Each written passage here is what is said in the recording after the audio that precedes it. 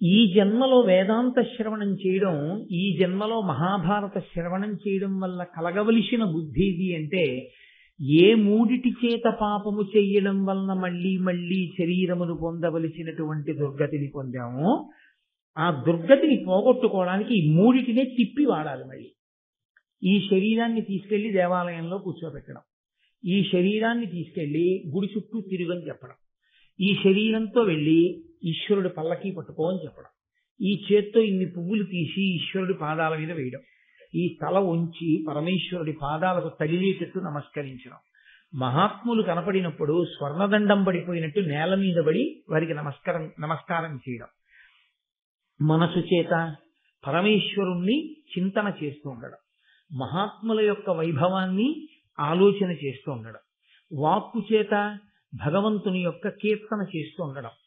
ఏ మూడిటి చేత పాపం జరిగిందో ఆ పాపాన్ని మళ్ళీ ఈ మూడిటినే ఈశ్వరుని యందు మీరు న్యాసము చేసి ఆ పాపములను కాల్చవలసి ఉంటుంది. అది అసలు నమః అన్న మాటకి యథార్థమైన అర్థం ఏమి అంటే, మళ్ళీ ఈ మూడిటి చేత చేసిన ఏ ఏ పాపముల వలన మళ్ళీ మళ్ళీ జన్మలను పొంది కష్టములను సుఖములను ఎదుర్కొంటూ బాధపడుతున్నాడో అందులోంచి బయటపడడానికి ఈ మూడిటి చేతనే తిరిగి పుణ్యకార్యములను చేసి ఆ పాప పంజరము నుండి బయటపడాలి. బయటపడి సాత్విక బుద్ధితో కూడినటువంటి భక్తితో కూడిన కర్మాచరణము వలన పండడం వల్ల కలిగేటటువంటి జ్ఞానము వలన అద్వైత సిద్ధిని పొంది ఇక్కడే ఇప్పుడే పునరావృత్తి రహిత శాశ్వత శివ సాయుధ్య స్థితిని పొందగలిగినటువంటి వైభవాన్ని పొందగలిగి ఉండాలి. వినత యొక్క దాస్య విముక్తి కొరకు పావులు గరుత్మంతుణ్ణి అమృతం తెమ్మని నిర్బంధించడం, ఆయన అమృతాన్ని తీసుకొచ్చినా కూడా వాళ్ళు ఆ అమృతాన్ని తాగలేనటువంటి స్థితిని పావులు పొందడం ఇత్యాది విషయాలన్నిటినీ విన్నటువంటి ఆదిశేషుడు ఆయన కూడా కద్రువ యొక్క సంతానంలో ఒకడైన వాడే. కానీ ఆయన తీవ్రమైనటువంటి పరితాపమును పొందాడు. మా అమ్మ నా సోదరులు కూడా చాలా ప్రవర్తించకూడనటువంటి విధానంలో ప్రవర్తిస్తున్నారు. ఆ వినతని ఆమె యొక్క కుమారుడైనటువంటి గరుత్మంతుణ్ణి మిక్కిలి ఖేదమునకు గురి చేశారు. ఇటువంటి సోదరులతో నేను కలిసి ఉండను అనుకున్నాడు. అయితే ధర్మపక్షపాతి అయినటువంటి వ్యక్తికి ఎప్పుడూ ఈశ్వరానుగ్రహం ఉంటుంది. ఎవరితో కలిసి ఉన్నాడు ఎవరితో విడిపోయాడు అన్నదానికి ప్రాతిపదిక ధర్మం అయితే దానికి భగవంతుని యొక్క కృప ఉంటుంది. ధర్మము ప్రాతిపదిక కాకుండా దాన్ని ఏ అధికారం కోసమో స్థలాల కోసమో ఐశ్వర్యం కోసమో దెబ్బలాడుకుని విడిపోవడం దాని పరిణామములు వేరుగా ఉంటాయి. నిన్నను వీరు గజకచ్చపముల యొక్క వృత్తాంతంలో చూశారు.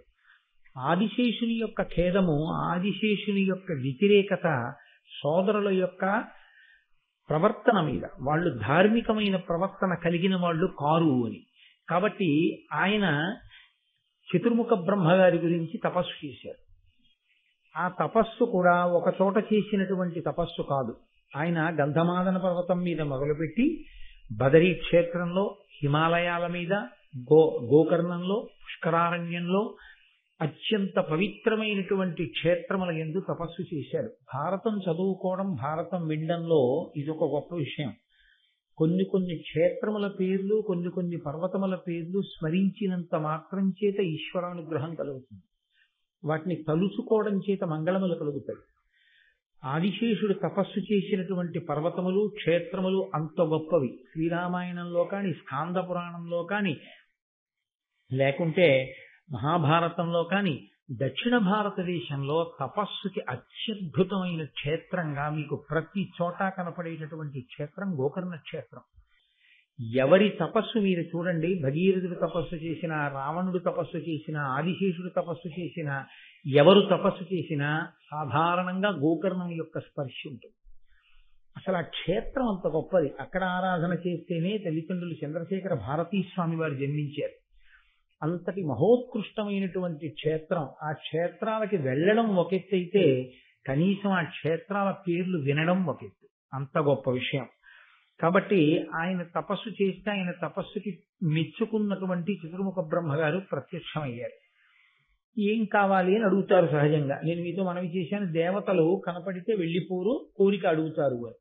అంటే ఆదిశేషుడు అన్నాడు, తల్లియు నా సహోదరులను మూర్ఖులై ధర్మువు నిశితంబు తప్పి వినతకు ఆ వైనతేయునకు అపకారములు చేసి ఎప్పుడు వారు సహింపకిగ్గు చేయుదురు ఏను రోషిసి వారితోడి పొత్తొల్ల తపంబు చేయుచు శరీర భారంబు విడిచగా పరమేష్టీయనవుడు ఆతని సమబుద్ధి కజుడునిచ్చి నిత్య సత్య ధర్మ నిరతుండు అఖిలంబు తల్పనూపునట్టి ధైర్యయుతుడగు ఇది అనన్య విషయము ఈ మహీభారంబు నీవే తల్పవలయు నిష్ఠతోడా.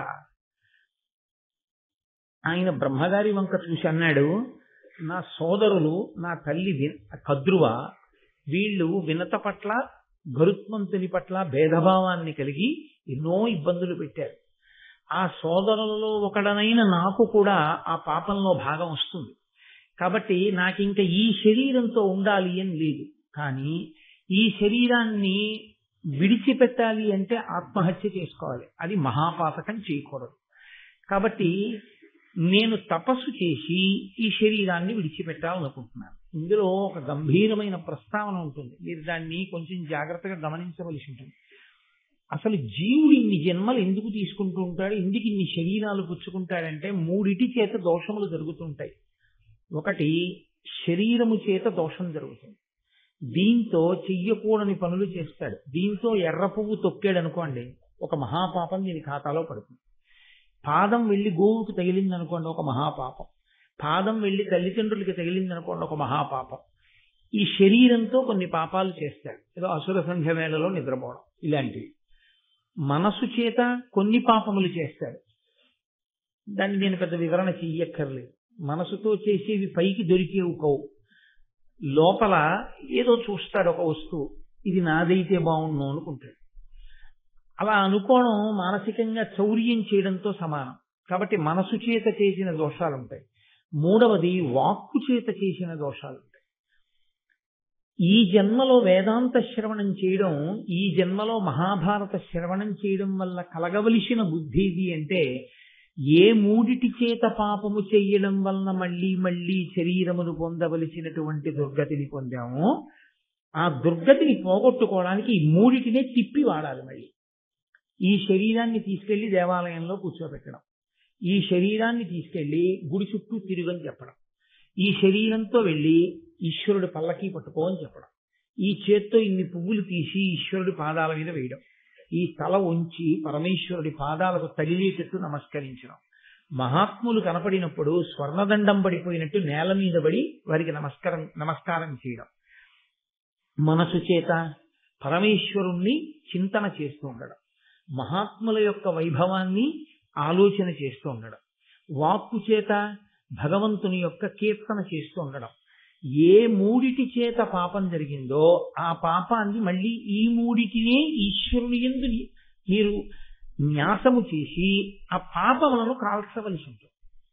అది అసలు నమః అన్న మాటకి యథార్థమైన అర్థం ఏమి అంటే, మళ్ళీ ఈ మూడిటి చేత చేసిన ఏ ఏ పాపముల వలన మళ్ళీ మళ్ళీ జన్మలను పొంది కష్టములను సుఖములను ఎదుర్కొంటూ బాధపడుతున్నాడో అందులోంచి బయటపడడానికి ఈ మూడిటి చేతనే తిరిగి పుణ్యకార్యములను చేసి ఆ పాప పంజరము నుండి బయటపడాలి. బయటపడి సాత్విక బుద్ధితో కూడినటువంటి భక్తితో కూడిన కర్మాచరణము వలన పండడం వల్ల కలిగేటటువంటి జ్ఞానము వలన అద్వైత సిద్ధిని పొంది ఇక్కడే ఇప్పుడే పునరావృత్తి రహిత శాశ్వత శివ సాయుధ్య స్థితిని పొందగలిగినటువంటి వైభవాన్ని పొందగలిగి ఉండాలి. అందుకొరకు ఈ మూడిటిని వాడతారు. ఆదిశేషుడు ఇప్పుడు ఈ శరీరంతో ఏం చేయాలి? ఇంత పాపం సోదరులతో కలిసి పుట్టినందుకు వచ్చింది. ఇంక ఈ శరీరం ఉన్నంతకాలం ఆ పాపం ఉంటుంది. కాబట్టి శరీరాన్ని విడిచిపెడతాను. ఎలా విడిచిపెడతాను? ఇంకొకలా విడిచిపెడితే మళ్ళీ కొత్త పాతకం వస్తుంది, ఆత్మహత్యా దోషం. పరమేశ్వరుడు గురించి తపిస్తూ ఉంటారు. తపించడంలో ఈ శరీరం కొంత ఖేదపడుతుంది, ఈ శరీరం కొంత భగవంతుని యందు నిమగ్నం అవుతుంది. అలా కూర్చోవాలి, దేనికి జంకకూడదు. మనసు ఆయన యందు లగ్నం అవ్వాలి, వాక్కు ఆయననే స్తోత్రం చేస్తూ ఉండాలి. ఈ మూడు ఏకీకృతం అవడాన్నే తపస్సు అని పిలుస్తారు. తత్పాపమును పోగొట్టుకోవడానికి ఈ మూడిటిని ఏకీకృతం చేశాడు. మనం చేసినా అదే చేయవలసి ఉంటుంది. ఇప్పుడు బ్రహ్మగారు ప్రత్యక్షం అయ్యారు. నీకేం కావాలని అడిగారు. నాకేం ప్రత్యేకమైన కోరిక లేదు, జరగవలసిన అపరాధం పెద్దది జరిగిపోయింది, కాబట్టి ఇలా తపస్సు చేస్తూ శరీరం వదిలేస్తాను. వదిలిపెట్టేస్తే నేను తిన్నగా నేను చేసి ఉండకపోవచ్చు, కానీ మా అమ్మ మాటకు కట్టుబడి నా సోదరులు చేసిన తప్పు పనిలో నాకు కూడా భాగం ఉన్నట్టే లెక్క. ఆ పాపం నుంచి వినిర్ముక్తుడనవుతాను అన్నాడు. చతుర్ముఖ బ్రహ్మగారు వెంటనే ఒక చిరునవ్వు నవ్వి అన్నారు, నువ్వు నిత్య సత్య ధర్మ నిరతుండవు. నీకు సత్యమునందు ధర్మమునందు తాపత్రయం ఉంది. ఎప్పుడైతే నీకు అసలు అటువంటి తాపత్రయం ఉందో, ధర్మం కోసం నీకు బాధ బెంగ ఉన్నాయో, సత్యం కోసం బాధ బెంగ ఉన్నాయో, అప్పుడే నీ పాపం కాలిపోయి. నిత్య సత్య ధర్మవ్రతుడైనటువంటి వాడు దేన్నైనా భరించగలిగినటువంటి స్థితిని పొందుతాడు. ఆదిశేషుడు సోదరులు ఇలా ప్రవర్తిస్తున్నారని ఆయనకున్న బలానికి ఆయనే చంపేయచ్చు సోదరుని, కానీ చంపలేదు, భరించాడు. భరించి మళ్ళీ కొత్త పాపం తెచ్చి నా ఖాతాలో వేసుకోవడం ఎందుకు, తపస్సు చేత నా పాపం పోగొట్టుకుంటాడు. ఇంత భరించగలిగిన శక్తి ఉన్నదే, ఇది పనికి రావాలి. ఇప్పుడు దాన్ని వాడుకోవాలి దేవతలం, అంతేకాని నువ్వు శరీరం వదిలేస్తే ఏం కలిసి వస్తుంది? నేను నిన్ను ఆజ్ఞాపిస్తున్నాను, నువ్వు ఒక బృహత్తరమైన కార్యాన్ని చెయ్యాలి. ఈ భూమినంతటినీ నువ్వు నీ పడగల మీద భరించి ఉంచు. ఇంత ఓర్పున్నవాడు, నిత్య సత్య ధర్మ వ్రతుడైన వాడే భూమి భారమును భరించగలడు అనగా, మీరొక్క విషయాన్ని జ్ఞాపకం ఉంచుకోవలసి ఉంటుంది. భూమికి భారం ఎప్పుడు అంటే, భూమికి మామూలుగా ఉండేటటువంటి బరువు చేత బరువు భూమికి ఉండదు. ఇంతమంది ఉన్నారు కాబట్టి బరువు ఎక్కువైందండి, ఇందులో ఇద్దరిని తగ్గించేస్తే బరువు తక్కువ అవుతుందండి అని ఉండదు భూమికి. భూమికి బరువు దేని వలన అంటే, ధర్మనిరతిని మనుష్యుడు విడిచిపెట్టినా, సత్యనిష్టని మనిషి విడిచిపెట్టేసినా భూమికి బరువు. చూడండి, నేనే అన్నం క్యారేజీలో పట్టుకుని వెళ్తున్నాను అనుకోండి, నాకు కొంచెం ఆకలిగా ఉందనుకోండి, తేలిగ్గా ఉంటాను. నేను పట్టుకెడుతున్నా అంటే నేను మోస్తున్నానని, ఈ అన్నం నేను తినేశాను, తినేయగానే నాకు బరువుగా ఉంటుంది. చేతిలో పట్టుకున్నప్పుడు నేనే మోసాను, కడుపులో పట్టుకున్నప్పుడు నేనే మోసాను, కానీ ఆ అన్నం కడుపులో పెడితే నాకు బరువుగా అనిపించి కన్నులు మూతపడినట్టు, పాపాచరణము మనుష్యులు చేస్తుంటే సత్యమును విడిచిపెట్టేస్తే భూమికి బరువు అవుతుంది. బరువు అయితే భూమి ఎవరికి చెప్తుంది అంటే, రక్షణ చెయ్యవలసిన వాడు స్థితికారుడు విష్ణువు కాబట్టి ఆయనకి చెప్తుంది. నేను ఈ భూభారమును మొయ్యలేకపోతున్నాను అంటుందంటే, పాపమును నేను భరించలేకపోతున్నాను. అప్పుడు ఈశ్వరుడు ఏం చేస్తాడంటే, అవతార స్వీకారం చేస్తాడు. ఎవరు అధర్మము పెచ్చరిల్లడానికి కారణమై ఉన్నారో వాళ్ళని చెనకుతాడు. అది కూడా అనుగ్రహమే అవుతుంది. అప్పుడు అది అవతారమునకు కారణమవుతుంటుంది. అవతారము అంటే ఈశ్వరుడు కిందికి దిగి వచ్చుట అని. కాబట్టి భూమి భారము తగ్గాలంటే, భూమి భారమును పంచుకోవడానికి ఎవరు సమర్థుడు? సత్యధర్మములతో ఉన్నటువంటి వాళ్ళు భూమి మీద ఉంటే భూమాత సంతోషిస్తుంది వాళ్ళు ఉన్నారు అని. అంత గొప్ప సత్యధర్మవ్రతుడమైనటువంటి నువ్వు ఈ భూభారమును మొయ్యడానికి తగినవాడివి, కాబట్టి నీ పడగల చేత ఈ భారమును వహించు అని ఆయన ఒక సలహా చెప్పాడు బ్రహ్మగారు. నీ సోదరుడు కేవలము గరుత్మంతుడు మాత్రమే కాదు, నీ సోదరులు కేవలము పాములే కాదు, గరుత్మంతుడు కూడా నీకు సోదరుడే. మిగిలిన పాముల విషయం పక్కన పెట్టు. పుణ్యాత్ముడు, ధర్మాత్ముడు, గొప్ప ఈశ్వర విభూతిని కలిగి ఉన్నవాడితో సంబంధాన్ని ఎన్నడూ విడిచిపెట్టుకోవచ్చు. ఇది ఆనాడు కాదు, ఏనాటికి కూడా అందరికీ అది సందేశం. ఏది పోయినా పర్వాలేదు జీవితంలో, భగవత్ సంబంధం ఉన్న వ్యక్తితో అనుబంధం మాత్రం ఎన్నడూ పోగొట్టుకోకూడదు. అది పోగొట్టుకోవడం కన్నా పెద్ద నష్టం ప్రపంచంలో ఇంకా ఏదీ ఉండదు. మళ్ళీ కొన్ని కోట్ల జన్మల తర్వాత కానీ అది పూడుతుందన్న నమ్మకం ఉండదు. కాబట్టి కశ్యప ప్రజాపతి పుత్రకామేష్టి చేస్తే పుట్టినవాడు, వాలఖిల్యుల యొక్క అనుగ్రహం చేత వరం చేత జన్మించినటువంటి వాడు, అమృతాపహరణమును చేసినవాడు, ఇంద్రుణ్ణి గెలిచినవాడు, వజ్రాయుధమును లెక్కపెట్టినవాడు, అంతటి మహావిజ్ఞుడు, పరాక్రమవంతుడు నీ సోదరుడు గరుత్మంతుడు. ఆయనతో మాత్రం నువ్వు నీ అనుబంధాన్ని కొనసాగించు. ప్రయత్నపూర్వకంగా గరుత్మంతునితో నువ్వు చెలిమి చెయ్యి అని చెప్పి ఆదిశేషుణ్ణి భూభారమును వహించడం కోసమని ఆయన నియంత్రించాడు. అప్పటి నుంచి ఆయన ఆ భూభారమును వహిస్తున్నాడు. అందరూ అన్నదమ్ములే, కానీ భగవంతుని యొక్క అనుగ్రహంతో భగవంతుని యొక్క సేవ చెయ్యడం వల్ల ఇద్దరు తప్పుకున్నారు తల్లి శాపం నుంచి. ఒకరు ఆదిశేషుడు, రెండవ వారు వాసుకి. వాసుకి పాలసముద్రాన్ని చిలికినప్పుడు మందర పర్వతాన్ని కవ్వంగా చేసి చిలకడానికి ఒక త్రాడు కావలసి వచ్చింది. అప్పుడు వాసుకిది చాలా పెద్ద శరీరం కాబట్టి వాసుకిని మందర పర్వతానికి చుట్టారు. అదంత తేలిక విషయం ఏం కాదు. పర్వతానికి వేసి తిప్పుతుంటే అది ఎంత బాధ కలుగుతుందో శరీరాన్ని. కానీ వాళ్ళ కోరిక తీరడం కోసం, అమృతం పుట్టడం కోసం శారీరకంగా అంత డస్సిపోయి ఈశ్వరుని కొరకు తన శరీరం అంత బడలిపోవడాన్ని వాసుకి ఎంతో సంతోషంగా ఆయన స్వీకరించాడు. వాసుకి మందర పర్వతానికి చుట్టుకుని అమృతోత్పాదనమునందు కష్టపడినంత కష్టమేం పడిపోలేదు కారులో విశాఖపట్నం వెళ్ళి రావడానికి. నీకు దానికి ఉపన్యాసం మానేయవలసిన అవసరం ఏంటి భారతం చెప్పడానికి? అందుకే ఈ ఘట్టం దగ్గర మానేస్తావా చెప్తావా? వాసుకి గురించి చెప్పేటప్పుడనే పరీక్ష పెడతాడు పరమేశ్వరుడు. నిలబడగలిగితేనే వాసుకి గురించి చెప్పడానికి నీకు అర్హత ఉన్నట్టు, లేనినాడు ఇక భారతం చెప్పడానికి నీకు అర్హత లేదు. అలిసిపోయానని నువ్వు రాలేకపోతే. కాబట్టి వాసుకిని మందర పర్వతానికి చుట్టి తిప్పితే ఆయన భరించాడు అంత కష్టాన్ని. అమృతోత్పాదనం అయిన తర్వాత దేవతలు బ్రహ్మగారికి చెప్పారు, ఈయన ఎంత కష్టపడ్డారో తెలుసా మహానుభావుడు.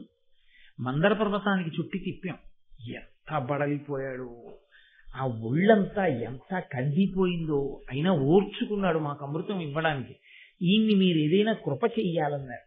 అంటే బ్రహ్మగారు అన్నారు, వీళ్ళ అమ్మ శాపం ఉంది, పావులన్నీ జనమేజయుడు చేసేటటువంటి యాగంలో అగ్నిహోత్రంలో పడి మరణించాలి, కానీ ఇతను చేసినటువంటి దైవ సేవ వలన ఇతన్ని మినహాయిస్తున్నాను. ఇతను పడడం, ఇతనికి అలా యాగంలో పడి మరణించవలసినటువంటి అగత్యము ఇతనికి కలగదు.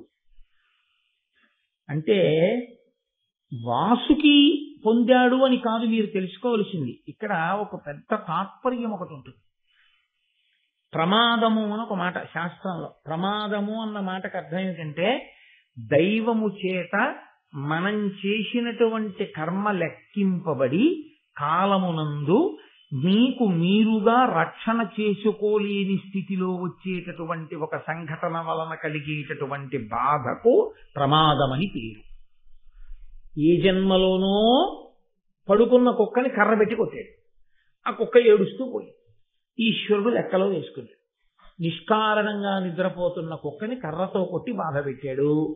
ఏమిటి విరుగుడు? ఈ జన్మలో వీడిని కుక్క నిష్కారణంగా కరవాలలా వెళ్ళిపోతుంది.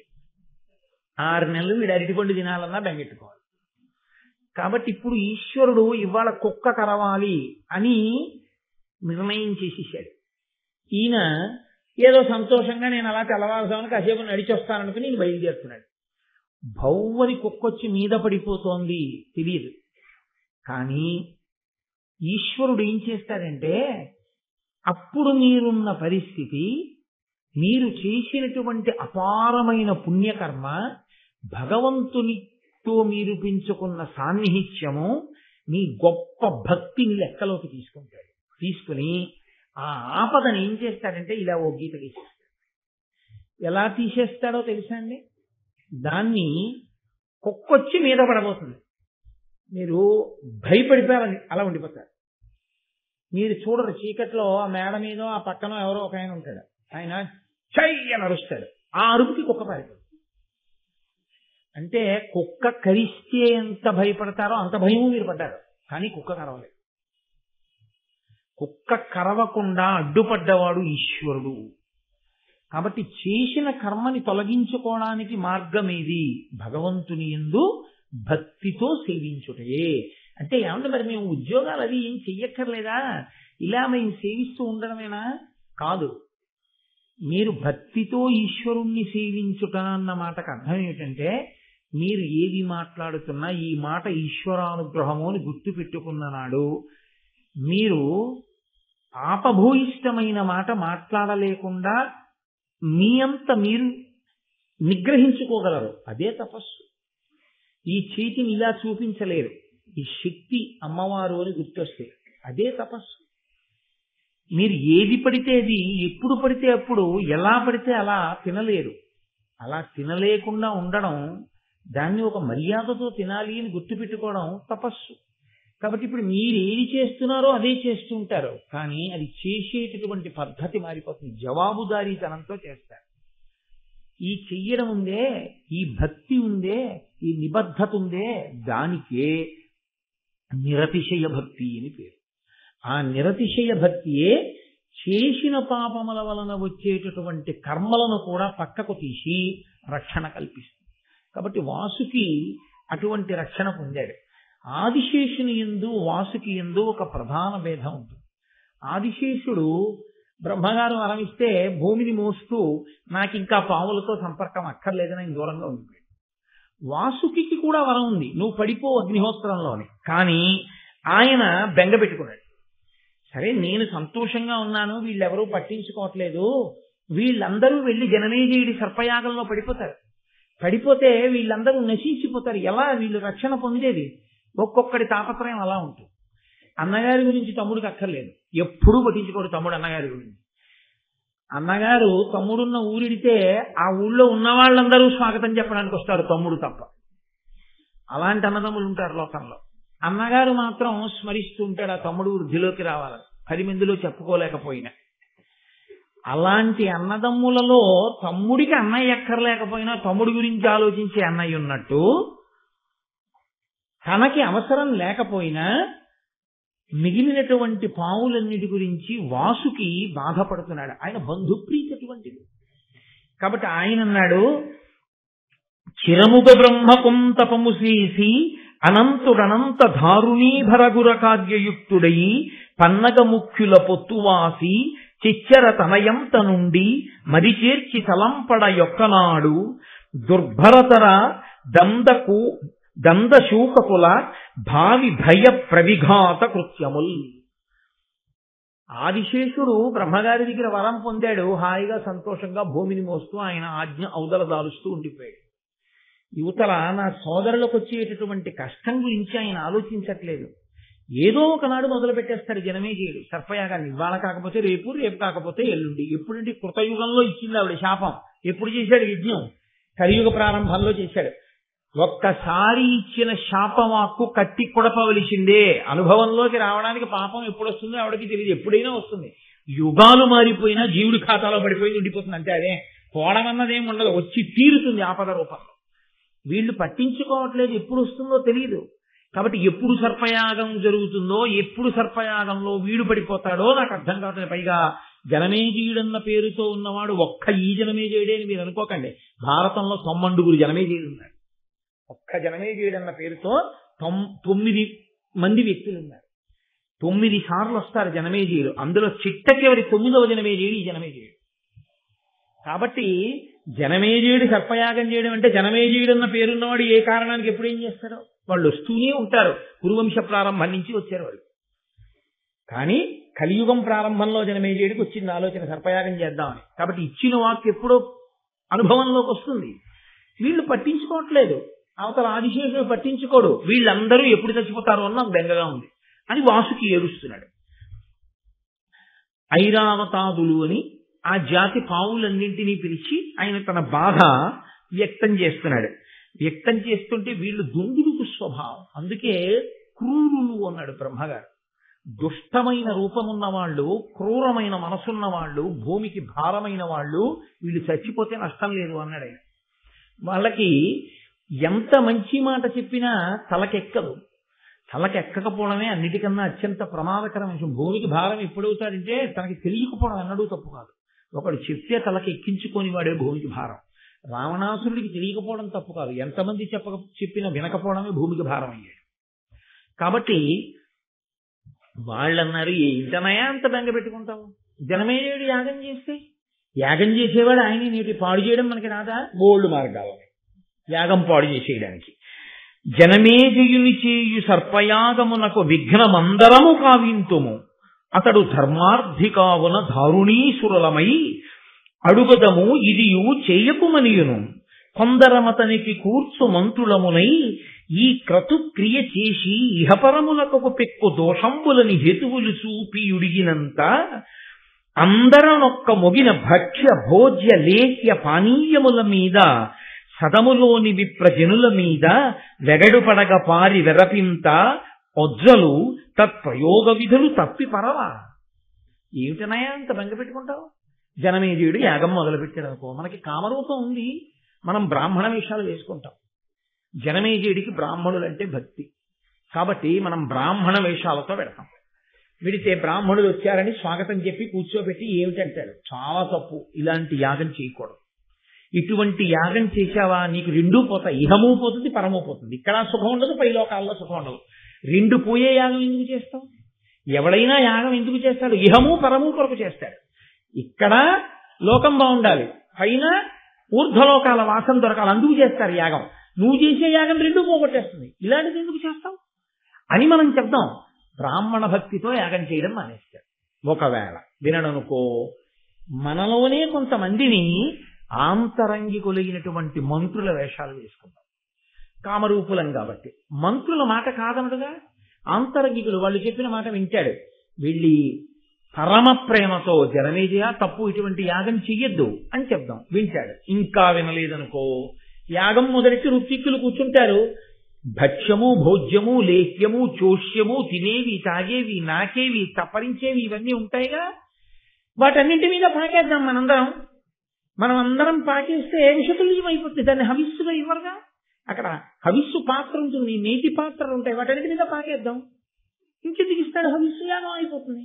అంతేకాదు వజ్జలు, వజ్జ అంటే ఉపాధ్యాయుడు, వజ్జ ప్రకృతి వికృతి, వాళ్ళు కూర్చుని ఉంటారు యాగం చేద్దామని. వెళ్ళి వాళ్ళ మీద పడదాం, పడి వాళ్ళ మీద పాకుదాం, తలనెత్తి బుస్ అందాం, వాళ్ళు లేచి పారిపోతారు. దీక్షలో ఉన్నవాడు లేచి పారిపోకూడదుగా, దీక్షలో ఉన్నవాడు పీటల నుంచి లేచిపోయి పరిగెత్తిన తర్వాత ఇంకా దీక్షాభంగం అయిపోయిందిగా, ఇంకెక్కడి యాగం పోయిందిగా.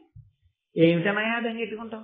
వదిలిపెట్టేది, దాని గురించి ఏం భయం లేదు. జనమేజయుడి యాగం మొదలు పెడితే జనమేజయుడి యాగం పాడు చేయడానికి మనకి ఇన్ని ఆలోచనలు ఉన్నాయి. అంటే అందులో ఉన్న కొంతమంది పెద్దలు అన్నారు, మీరు చాలా తేలిగ్గా చెప్తున్నారా, ఒకసారి బ్రాహ్మణుడు మంత్రోచ్చాటనం చేసి అగ్నిలోకి మనం పడిపోవాలి అని ఆయన సంకల్పం చేసిన వెంటనే అపకారం చెయ్యడానికి వెళ్ళిన మనం ఎక్కడున్నామో వెతుక్కుంటూ వస్తాయి అగ్నికీలలు తినడానికి.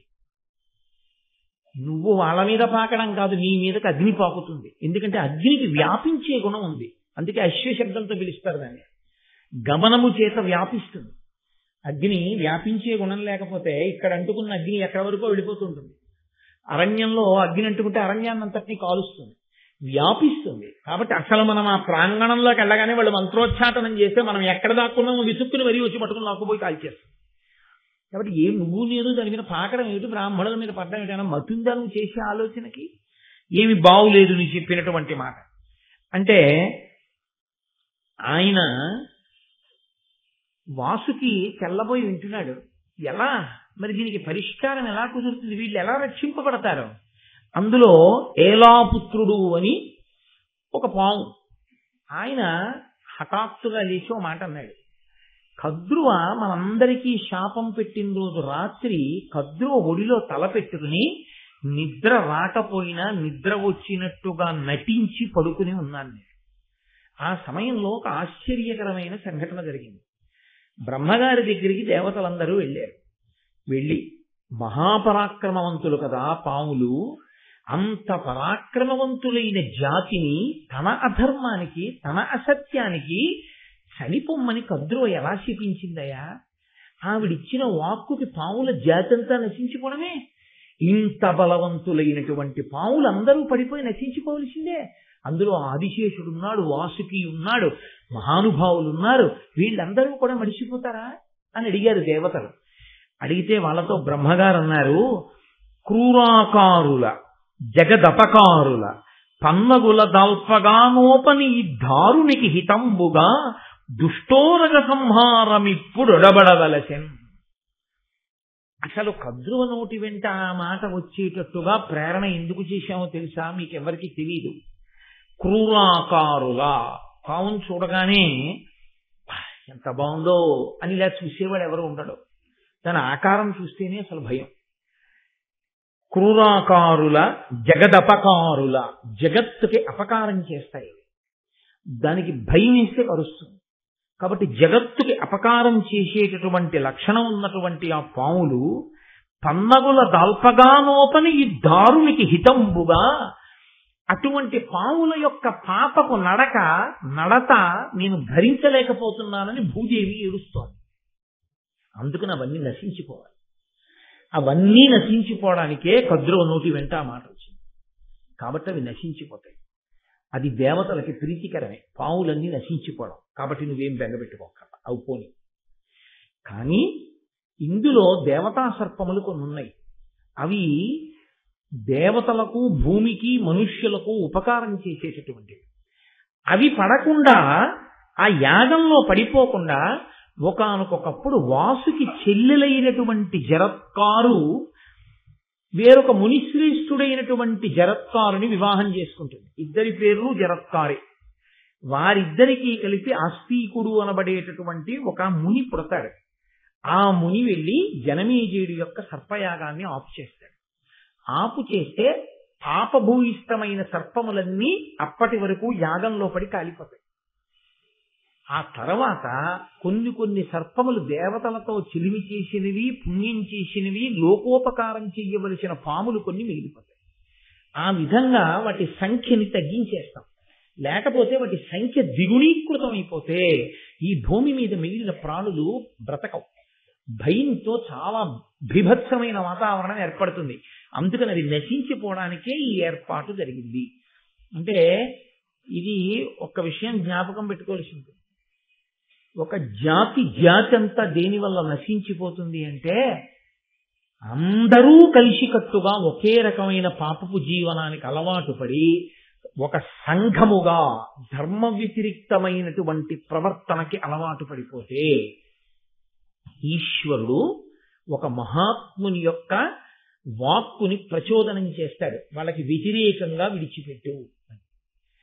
దానికి ఏం పెద్ద యుద్ధం అక్కర్లేదు. ఎక్కడో ఎప్పుడో ఒక మహాత్ముడలిగి ఒక్క మాట అంటాడు అంతే. ఆయనన్న మాటకి ఆ జాతి అంతా నశించిపోతుంది. వ్యక్తుల యొక్క వాక్కు, ఈశ్వర బలం కలిగినటువంటి వారి వాక్కు అంత శక్తివంతం.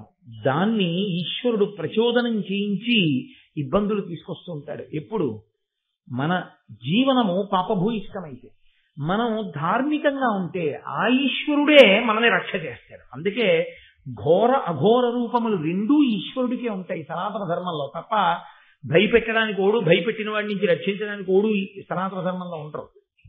ఇద్దరూ ఈశ్వరుడే ఉంటాడు. భయకృత్ భయనాశన, భయమును సృష్టించిన ఆయనే, భయాన్ని పోగొట్టిన ఆయనే, ఆపద ఇచ్చిన ఆయనే, ఆపదని తీసేసిన ఆయనే, పాపములకు ఫలితం ఇచ్చి ఘోర రూపంతో నిలబడ్డ ఆయనే, ఆ ప్రార్థన చేసినప్పుడు ఆ భయానకమైన రూపాన్ని విడిచిపెట్టి ఒక కన్న తండ్రిగా ప్రసన్నమూర్తిగా నిలబడిన ఆయనే. కాబట్టి మన నడవడిని బట్టి ఈశ్వరుడు మనకి కనపడము అన్నది, ఈశ్వరుడు మనకి ఫలితం ఇవ్వడము అన్నది ఆధారపడి ఉంటుంది. కాబట్టి అటువంటి మహాపురుషుడు ఒకడు జన్మించాలి. జన్మించితే ఆనాడు మనందరం గట్టున పడతాం. కాబట్టి ఇప్పుడు ఆయన ఎక్కడున్నాడు? ఆ ఆస్తికుడు పుట్టడానికి ఆ జరత్కారు ఎక్కడున్నాడు? ఆ జరత్కారుడు దొరికితే వాసుకి చెల్లెలైన జరత్కారువునిచ్చి వివాహం చెయ్యాలి అని ఆయన వైపుకి కథ తిరిగితే ఆయన యయావర వంశమునందు శ్రేష్ఠుడు, బ్రహ్మచారి, గొప్ప నియమపాలనం చేసేటటువంటి వ్యక్తి. ఇంకా ఎంత ఘోరమైన బ్రహ్మచర్యం అంటే, ఆయన ఊర్ధ్వరైతస్కుడు. ఆయన భార్య అన్న మాటని కూడా స్మరణలోకి రానివ్వలేదు. అంత గొప్పగా శాస్త్రాధ్యయనం చేశాడు, అంత గొప్ప తపస్సు చేశాడు. అయితే బ్రహ్మచారిగా శాస్త్రాధ్యయనం చేయడం, బ్రహ్మచారిగా తపస్సు చేయడం చాలా గొప్ప విషయాలు. కానీ ఇవి ఎంతవరకు పనికొస్తాయి? ఒక వయస్సు వరకే. ఒక వయస్సు తర్వాత వివాహం నేను చేసుకోవడమా, నేను చేసుకోకపోవడమా అన్న విషయంలో నాకు స్వేచ్ఛ ఉండదు. సనాతన ధర్మంలో ఎట్టి పరిస్థితులలోనూ వివాహం చేసుకోకుండా ఉండరాదు. ఎందుకంటే దాని వలన మీరు రుణపడిపోతారు. పితృ రుణము అని ఉంటుంది. తండ్రికి కొడుకు పుట్టగానే రుణపడతాడు. దేనికి రుణపడతాడు? ఆయన నన్నెలా కన్నాడో నేను అలాగే ఇంకొక కొడుకుని కనాలి. కంటే తప్ప ఆ రుణం పోదు. ఒకవేళ తండ్రి శరీరం విడిచిపెట్టేసినా పితృదేవతలు చూస్తూ ఉంటారు, వీడు కన్నాడా కొడుకునని.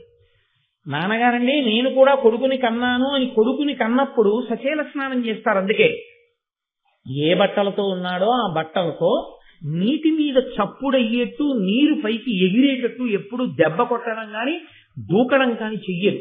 ఒక్క సచేల స్నానంలో కొడుకు పుట్టినప్పుడు కొంచెం ఎత్తైన ప్రదేశం నుంచి లోపల రాళ్లవి లేవని నిర్ధారణ చేసుకున్న తర్వాత దాని నుంచి నీటిలోకి దూకుతారు. దూకితే శరీరం నీటిలో పడ్డప్పుడు ఒక్కసారి నీరు పైకి లేస్తుంది. ఆ పైకి ధబ్ అన్న శబ్దంతో పైకి లేచిన నీటి కెరటాన్ని చూసి వీడు పితృరుణం నుంచి విముక్తుడయ్యాడు అని పితృదేవతలు సంతోషిస్తారు. అప్పుడు చేస్తారు సచేల స్నానం. ఇంకొకసారి సచేల స్నానం వేరొక అమంగళకరమైన సందర్భం కాబట్టి నేను దాన్ని అసలు ప్రస్తావన చేయను. మంగళ స్నానం సచేల స్నానం కొడుకు పుట్టినప్పుడు చేస్తారు. కాబట్టి పితృరుణం నుంచి విడుదల పొందాలి. వాడు మహాతపస్వి కావచ్చు, చదువుకున్నవాడు కావచ్చు, గొప్ప తత్వవేత్త కావచ్చు, ఎన్ని తెలిసున్నవాడైనా కావచ్చు. అటు సన్యాసము తీసుకోకుండా ఇటు పెళ్లి చేసుకోకుండా ఉండిపోయిన వాడు భ్రష్టుడవడమే కాదు, వాడి పితృదేవతలు కూడా భ్రష్టులైపోతారు. మహాభారతం తీర్పు చెప్తారు. కాబట్టి నేను పెళ్లి చేసుకోనండి, నాకు వేదాంతం అలవాటైందండి, నేను ఇలా ఉంటానండి, నాది చాలా గొప్ప వ్రతం అండి అన్నవాడెవరో అది చాలా దుర్మార్గమైనటువంటి విధానం. అలా ఉండకూడదు, శాస్త్రం అంగీకరించద్దని. కాబట్టి ఆ జరత్కారు చేసినటువంటి తప్పేమిటంటే తాను బ్రహ్మచర్యమునందుండి శాస్త్రాధ్యయనం చేశాడు, తపస్సు చేశాడు, గురువుల యొక్క శుశ్రూష చేశాడు. దాని వలన ఆయనకి ఋషి రుణం తీరింది. కానీ పెళ్లి చేసుకోలేదు, చేసుకోకుండా ఉండిపోయాడు. ఘోరం వ్రతములు సలుపుసు దార పరిగ్రహము సేయ తానొల్లక సంసారపు భవభీతి అపార వ్యామోహపాశ బంధచ్యుతుడై. ఆయన భార్యని స్వీకరిస్తే పిల్లలు పుడతారు, పిల్లలు పుడితే సంసారం వస్తుంది, సంసారం వస్తే మాయ కమ్ముతుంది, మాయ కమ్మితే మళ్ళీ పుట్టాలి. కాబట్టి అసలు నేను దారని స్వీకరించు, నేను పాణిగ్రహణం చేయను, నాకు భార్య వద్దు, గృహస్థాశ్రమం వద్దు అని ఆయన పెళ్లి చేసుకోకుండా ఉండిపోయాడు. ఉండిపోయి ఒక రోజున ఎందుకో ఈశ్వరుడి యొక్క అనుగ్రహం ఒక ప్రాంతంలో తిరుగుతున్నాడు. ఆ తిరుగుతున్నటువంటి సమయంలో అక్కడ కొంతమంది ఆ నీటి సరస్సు ఒకటి ఉంది, ఆ నీటితో కూడినటువంటి ఒక చిన్న సరస్సు. అక్కడ ఔరుగడ్డితో చేయబడినటువంటి దుబ్బులు కొన్ని ఉన్నాయి. ఆ దుబ్బుల యొక్క వేర్లు ఎలకలు కొరికేసాయి. ఒకే ఒక్క వేరుంది, అసలేది గడ్డి దుబ్బు. ఆ గడ్డి దుబ్బుకున్నది ఒక్క వేరు. ఆ ఒక్క వేరుతో ఉన్నటువంటి గడ్డి దుబ్బుకి గడ్డి పరకలు చాలా ఉంటాయి కదండి, ఆ పరకలన్నీ పట్టుకుని కొంతమంది తలకిందులుగా వేలాడుతూ సూర్యకిరణాలు తింటున్నారు. తింటుంటే ఈయనన్నాడు వాళ్ళని చూసి, అబ్బో ఇది ఒక గొప్ప తపస్సులా ఉంది, ఒక వేరున్న గడ్డి దుబ్బుకున్న గడ్డి పరకలు పట్టుకుని ఇంతమంది తలకిందులుగా వేలాడుతూ సూర్యకిరణాలు తింటూ ఉన్నారు, గడగడ గడగడ వణుకుతున్నారు మీ అందరూ, తలలు కంపిస్తున్నాయి, నాడులు పైకొచ్చి ఉన్నాయి, ఇంత గొప్ప తపస్సు ఎలా చేస్తున్నారు, దీని యొక్క గొప్పతనం ఏమిటో నాకు చెప్తే నేను చేస్తాను అంటే. వాళ్ళన్నారు, ఆ తలక్రిందులుగా వేలాడుతున్న వాళ్ళు, మా ప్రారంభమయ్యా ఇది తపస్సు కాదు, మా వంశంలో జరత్కారుడు అనబడేటటువంటి వాడు ఒకడు పుట్టాడు, వాడు పెళ్లి చేసుకోనని భీష్మించాడు. వాడు పెళ్లి చేసుకోనని భీష్మించిన కారణం చేత ఇదిగో తిరగేసి కట్టబడ్డాం, వేలాడుతున్నాం. ఆ వేర్లు ఆ పిల్లవాడు పెళ్లి చేసుకోకుండా ఉన్న కొద్దీ యమధర్మరాజు గారు ఎలక రూపంలో కొరికేస్తున్నాడు ఆ వేర్లు. కాబట్టి ఇప్పుడు మా పుణ్యం, మేము చేసిన తపస్సు మమ్మల్ని రక్షించకుండా పోతాం. మేము చాలా ధార్మికంగా జీవించాం, మేము చాలా గొప్ప తపస్సు చేశాం, కానీ ఉపయోగమే ఉంది. అదిగో మా వంశంలో పుట్టినవాడు పెళ్లి చేసుకోవడం మానేశాడు, దానివల్ల ఇంకొక వేరు ఉండిపోయింది. అంటే ఇంకా వాడు పెళ్లి చేసుకుంటానని అంగీకరించి పెళ్లి చేసుకుని ఒక కొడుకుని కనడానికి ఉన్నటువంటి సమయము చాలా కొద్దిగా మిగిలి ఉంది. వాడు గాని ఈ కాస్త సమయంలో కూడా పెళ్లి చేసుకోకుండా అలాగే ఉండిపోతే ఆ ఒక్క వేరు యమధర్మరాజు గారు కొరికేస్తాడు. కొరికేస్తే ఇది తపస్సు కాదుగా, కొరకగానే అంతే వేగంతో మేము అధోలోకములకు వెళ్ళిపోతాం. ఇక మాకు ఊర్ధ్వలోక వాసం ఉండదు. మేము చెయ్యని పాపానికి మేము చెయ్యని నేరానికి ఒక ధూర్తుడైనటువంటి కొడుకు పెళ్లి చేసుకోకుండా ఉండిపోయి మేము లోకాన్ని ఉద్ధరిస్తున్నామని చెప్పుకు తిరుగుతూ తపస్సు చేస్తున్నామని చెప్పుకుంటున్న వాడి వల్ల మేము ఇంతటి నేరాన్ని పొందాం. వాడు తపస్సు చెయ్యక్కర్లేదు, శాస్త్రాలు చదవక్కర్లేదు, ఇంకోటి చెయ్యక్కర్లేదు. వాడు గృహస్థాశ్రమంలో ఉండి వాడి ధర్మం వాడు చేసి ఉంటే మేమందరం తరించి ఉండేవాడు. కాబట్టి నాయన, నువ్వెవరో మాతో ప్రీతి కలిగిన బంధువు మాట్లాడినట్టు మాట్లాడావు. నీకెప్పుడైనా మా వాడు ఆ జరత్కారుడు అన్నవాడు కనపడితే వాడికి చెప్పవయా మా బతుకి ఇలా ఉందని అన్నాడు. అంటే ఆయన అన్నాడు, మీరలు నా దేవతలు ఆరాధ్యులు, నేను నీకు ఆత్మజుడా జరత్కారుడను వాడ, ముందర దార పరిగ్రహము సేయ సగులతు బుద్ధిన్. అయ్యయ్యో, మీరు వెతకమన్న జరత్కారుడు ఎవరో కాదు, నేనే. మీరే నా తాటతండ్రులు. నేను ఎంత అపరాధం చేశాను. ఏమిటో ఇన్నాళ్ళ నుంచి పెళ్లి చేసుకోకుండా ఉండిపోవడం గొప్ప అనుకుని పెళ్లి చేసుకోకుండా ఉండిపోయాను. ఇప్పుడు అర్థమైంది, పెళ్లి చేసుకోకుండా ఉండి ఎంత శాస్త్రాధ్యయనం చేసి ఎన్ని చేసినా వాడు ఇంకోళ్ళను ఉద్ధరించడం మాట దేవుడు. వాడి పితృదేవతల్ని వాడిని ఉద్ధరించుకోవడం. కాబట్టి నేను తప్పకుండా పెళ్లి చేసుకుంటాను. మిమ్మిట్లు చూచి నీకు హితం మెట్లకు అట్లకా ముదంబున దారార్థము ప్రవర్తింపగా చిత్తమిపుడే పుట్టె నాకు ధర్మస్థితిమై. మిమ్మల్ని చూసిన తర్వాత నాకు బాధ కలిగింది. అయ్యో, నేను పెళ్లి చేసుకోకపోవడం వల్ల ఎంత ప్రమాదం వచ్చింది అన్న విషయం నాకు అర్థమైంది. కాబట్టి నాకు ఇప్పుడు బుద్ధి వచ్చింది. కాబట్టి నేను వివాహం చేసుకుంటాను. చేసుకుని తప్పకుండా సంతానాన్ని కంటాను. నేను సంతానాన్ని కంటే మీరు ఊర్ధ్వలోకాలకి వెళతారు. కాబట్టి ఈ ఒక్క వీరు కొరకబడే లోపలే నేను తప్పకుండా వివాహం చేసుకుంటాను. అంటే జరత్కారుని యొక్క తండ్రి తాతలు ఒక ధర్మాన్ని చెప్తున్నారు లోకానికి. ఎందుచేత అంటే ఇవాళ లోకంలో మెట్టవేదాంతము అని ఒక మాట. వాడు ఏవో 4 మాటలు వింటాడు. విని పెళ్లి చేసుకోవలసిన వాడు ఇంటికి వెళ్ళి ఈ సంసారం నేను పెళ్లి చేసుకోనంటే ఆ తల్లిదండ్రులు ఎంత బెంగెట్టుకు చచ్చిపోతుంటారో తెలియదు. మీకు అనుభవంలో ఉందో లేదో నాకు తెలియదు, కానీ ఇలాంటి ప్రసంగాలు చేసిన పాపానికి ఏమవుతుంటుందంటే నాకు ఫోన్లు వస్తుంటాయి అప్పుడప్పుడు. అయ్యా, నేను పెళ్లి చేసుకోనండి, నేను అది చదివాను ఇది చదివాను, సంసారంలో పడిపోయి పాడైపోవడం ఎందుకండి, నేను ఇలా బ్రహ్మచారిగా ఉండిపోయి తరించాలనుకుంటున్నాను. అప్పుడు నేను తరచుగా చెప్తుంటా, దేవీ భాగవతంలో కూడా ఉంది జరత్కారు వృత్తాంతం. మహాభారతం ఆదిపర్వంలోనో దేవీ భాగవతంలోంచి ఒకసారి జరత్కారుడి యొక్క వృత్తాంతం చదువుకుని అది చదివిన తరువాత నువ్వు నాకు ఫోన్ చేసి మాట్లాడు అని చెప్తుంటారు. చాలా మంది అది ఎక్కడో సేకరించుకుని చదివిన తర్వాత అయ్యా నేను పెళ్లి చూపులకు వెళ్తున్నానండి అంటుంటారు. అందుకని ఫోన్లే నన్నయ్య గారు మహానుభావుడు వ్యాస భగవానుడు లోకాన్ని ఇలా రక్షించాడు, ఎంతమంది తల్లిదండ్రులు రక్షింపబడుతున్నారు అనుకుంటుంటారు. కాబట్టి పెళ్లి చేసుకోకపోవడం మన నిర్ణయానికి విడిచిపెట్టలేదు సనాతన ధర్మం. అసలు నువ్వు సనాతన ధర్మం నమ్మినవాడివైతే సన్యసించాలంత వైరాగ్యం ఉంటే నీవు సన్యసించకపోతే వివాహం అన్నా చేసుకోవాలి. అటు వివాహము చేసుకోక ఇటు సన్యాసము తీసుకోకుండా ఉండిపోయిన వాడు లోకాన్ని ఉద్ధరించడం మాట దేవుడికు, వాడిని వాడే ఉద్ధరించుకోడు. వాడు పితృదేవతలు కూడా పాడు చేసేస్తాడు. కాబట్టి ఇప్పుడు జరత్కారుని యొక్క తల్లిదండ్రులు అంటున్నారు, ఆ తండ్రి తాతలు అంటున్నారు, తగియడు పుత్రులంబడసి ధర్మము తప్పక తమ్ము ఉత్తముల్ పొగడగా మన్ మహామతులు పొందుగతుల్ కడు ఘోరనిష్టతో తగిలిత పంబు చేసియును దక్షిణి లెమ్ముగా ఇచ్చి యజ్ఞముల్ ఎడగడ చేసియున్ పడయనేర రపుత్రకులైన దుర్మతుల్.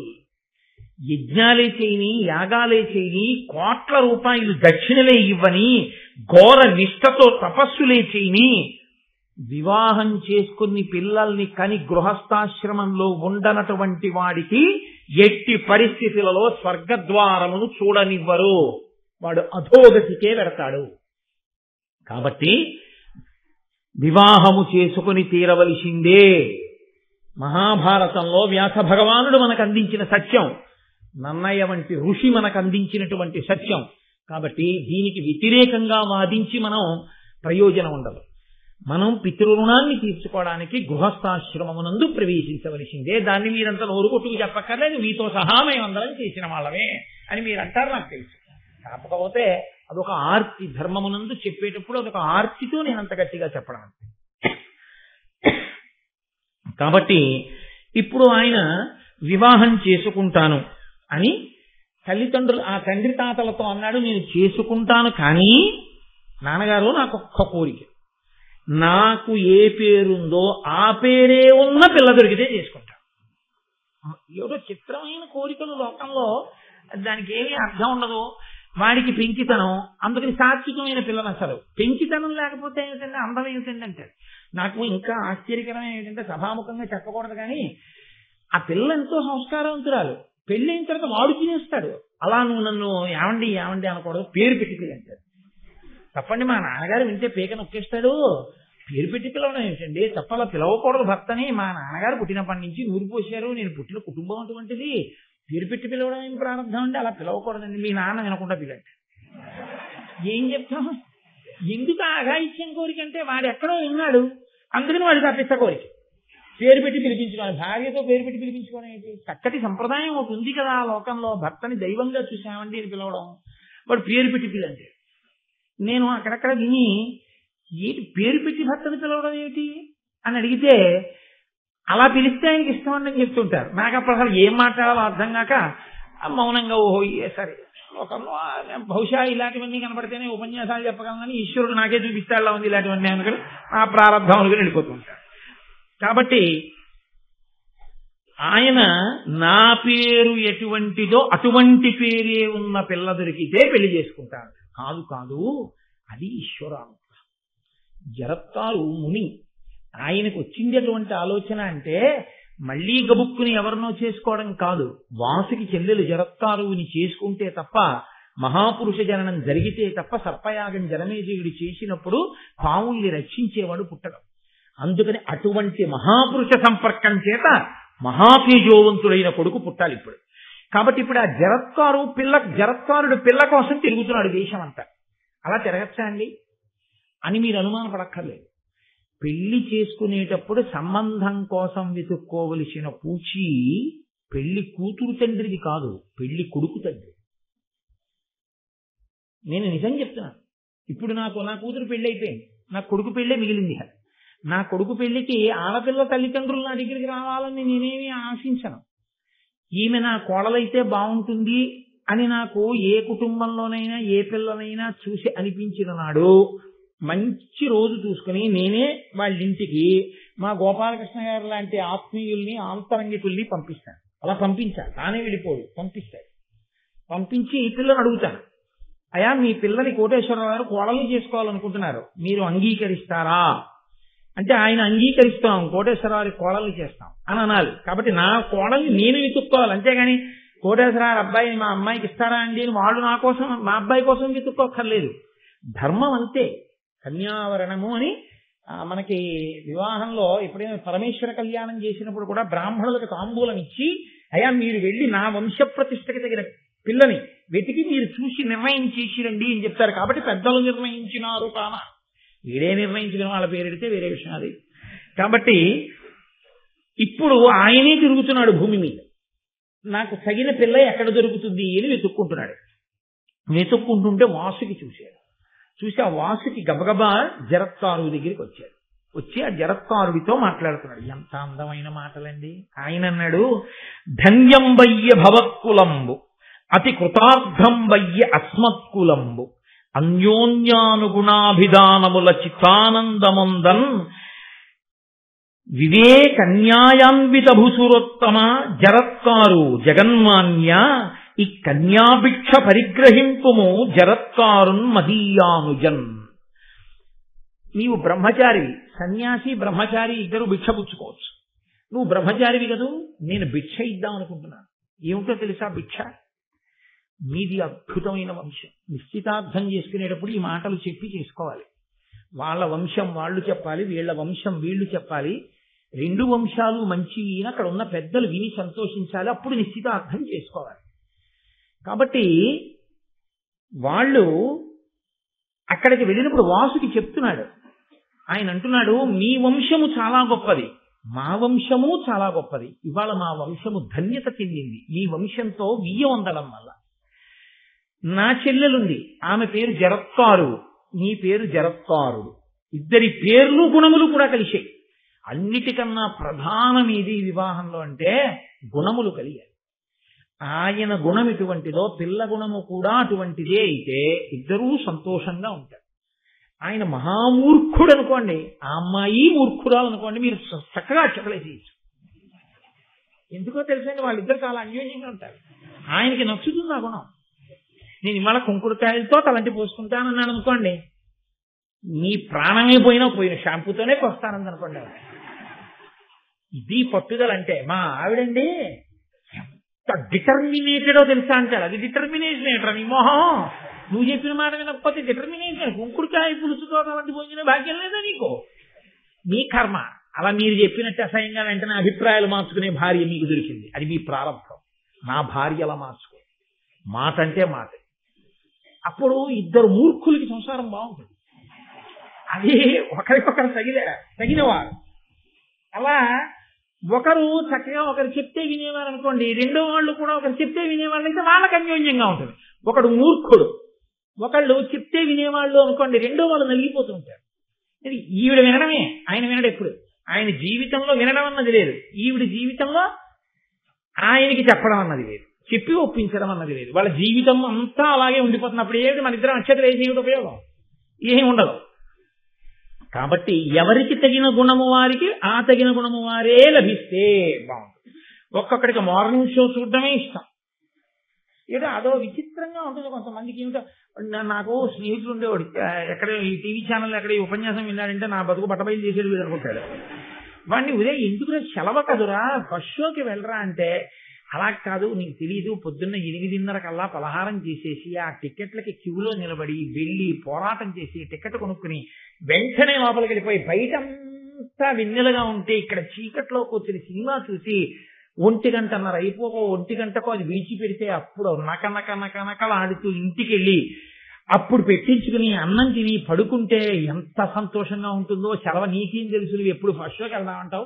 ఆ ఫస్ట్ షోకి వెళ్ళకూడదు, మార్నింగ్ షోకి వెళ్ళాలని వాడికి ఫస్ట్ షోకి వెళ్ళే పిల్ల దొరికితే చాలా కష్టం కదండి. మార్నింగ్ షోకి వెళ్ళే పిల్ల దొరికింది అనుకోండి, వాళ్ళిద్దరు చట్టాబట్టాలు ఎదిగిపోతారు కాదు. ఇది గుణములు కలవడం చాలా ప్రధానం. అంటే నేను చాలా హేయమైన రీతిలో తీసుకొచ్చి ఉదాహరణ చెప్పాను. గుణములు కలిసాయనుకోండి, వాళ్ళకి నప్పింది, హాయిగా ఉన్నారు, అది ప్రధానం. ఇద్దరూ కలిసి ఉంటే చాలు. కాబట్టి ఇద్దరూ కలిసి ఉంటారు. గుణములు ఇద్దరి పేర్లు కూడా కుదిరేయో, ఇది విచిత్రం అన్నాడు వాసు. గుణములే కాదు పేర్లు కూడా కలిసే మీ ఇద్దరికి. నా చెల్లెలి పేరు జరత్కారు, నీ పేరు జరత్కారుడు. బాగుంది కదా చక్కగానే. జరత్కారు జరత్కారు అని వేస్తే చూసేవాళ్ళు ఇదేం వెడ్డింగ్ కార్డు అని తెలబోరు. కాబట్టి ఈ పెళ్లి చేద్దామా అంటే ఆయన కూడా నేను ఇలాంటి పిల్ల కోసమే వెతుక్కుంటున్నాను తప్పకుండా, కాబట్టి పెళ్లి చేసుకుందాం. కానీ మీరు ఇందులో ఈయన స్వభావంలో ఒక గుణం చూడాలి. అది దైవదత్తమో ఇంకొకటో కానీ ఎప్పుడు తనకు నిర్ణయం చేసుకుని ఆ నిర్ణయానికి కట్టుబడిపోవడం ఆయన లక్షణం, ఆ జరత్కారుడికి. కాబట్టి ఇప్పుడు ఆయన ఇదిగో నీకు పిల్లలు ఇస్తున్నాను స్వీకరించు అంటే ఆయన అన్నాడు తప్పకుండా అని, నేను నిన్ను వివాహం చేసుకుంటున్నాను, పణిగ్రహణం చేసి నిన్ను నా పత్ని స్థానంలోకి తీసుకుంటున్నాను. కానీ ఒక్కటి గుర్తుపెట్టుకో, ఎన్నాళ్ళు నువ్వు నన్ను అగౌరవపరచకుండా ఉంటావో అంతకాలం మన ఇద్దరం కలిసి ఉంటాం.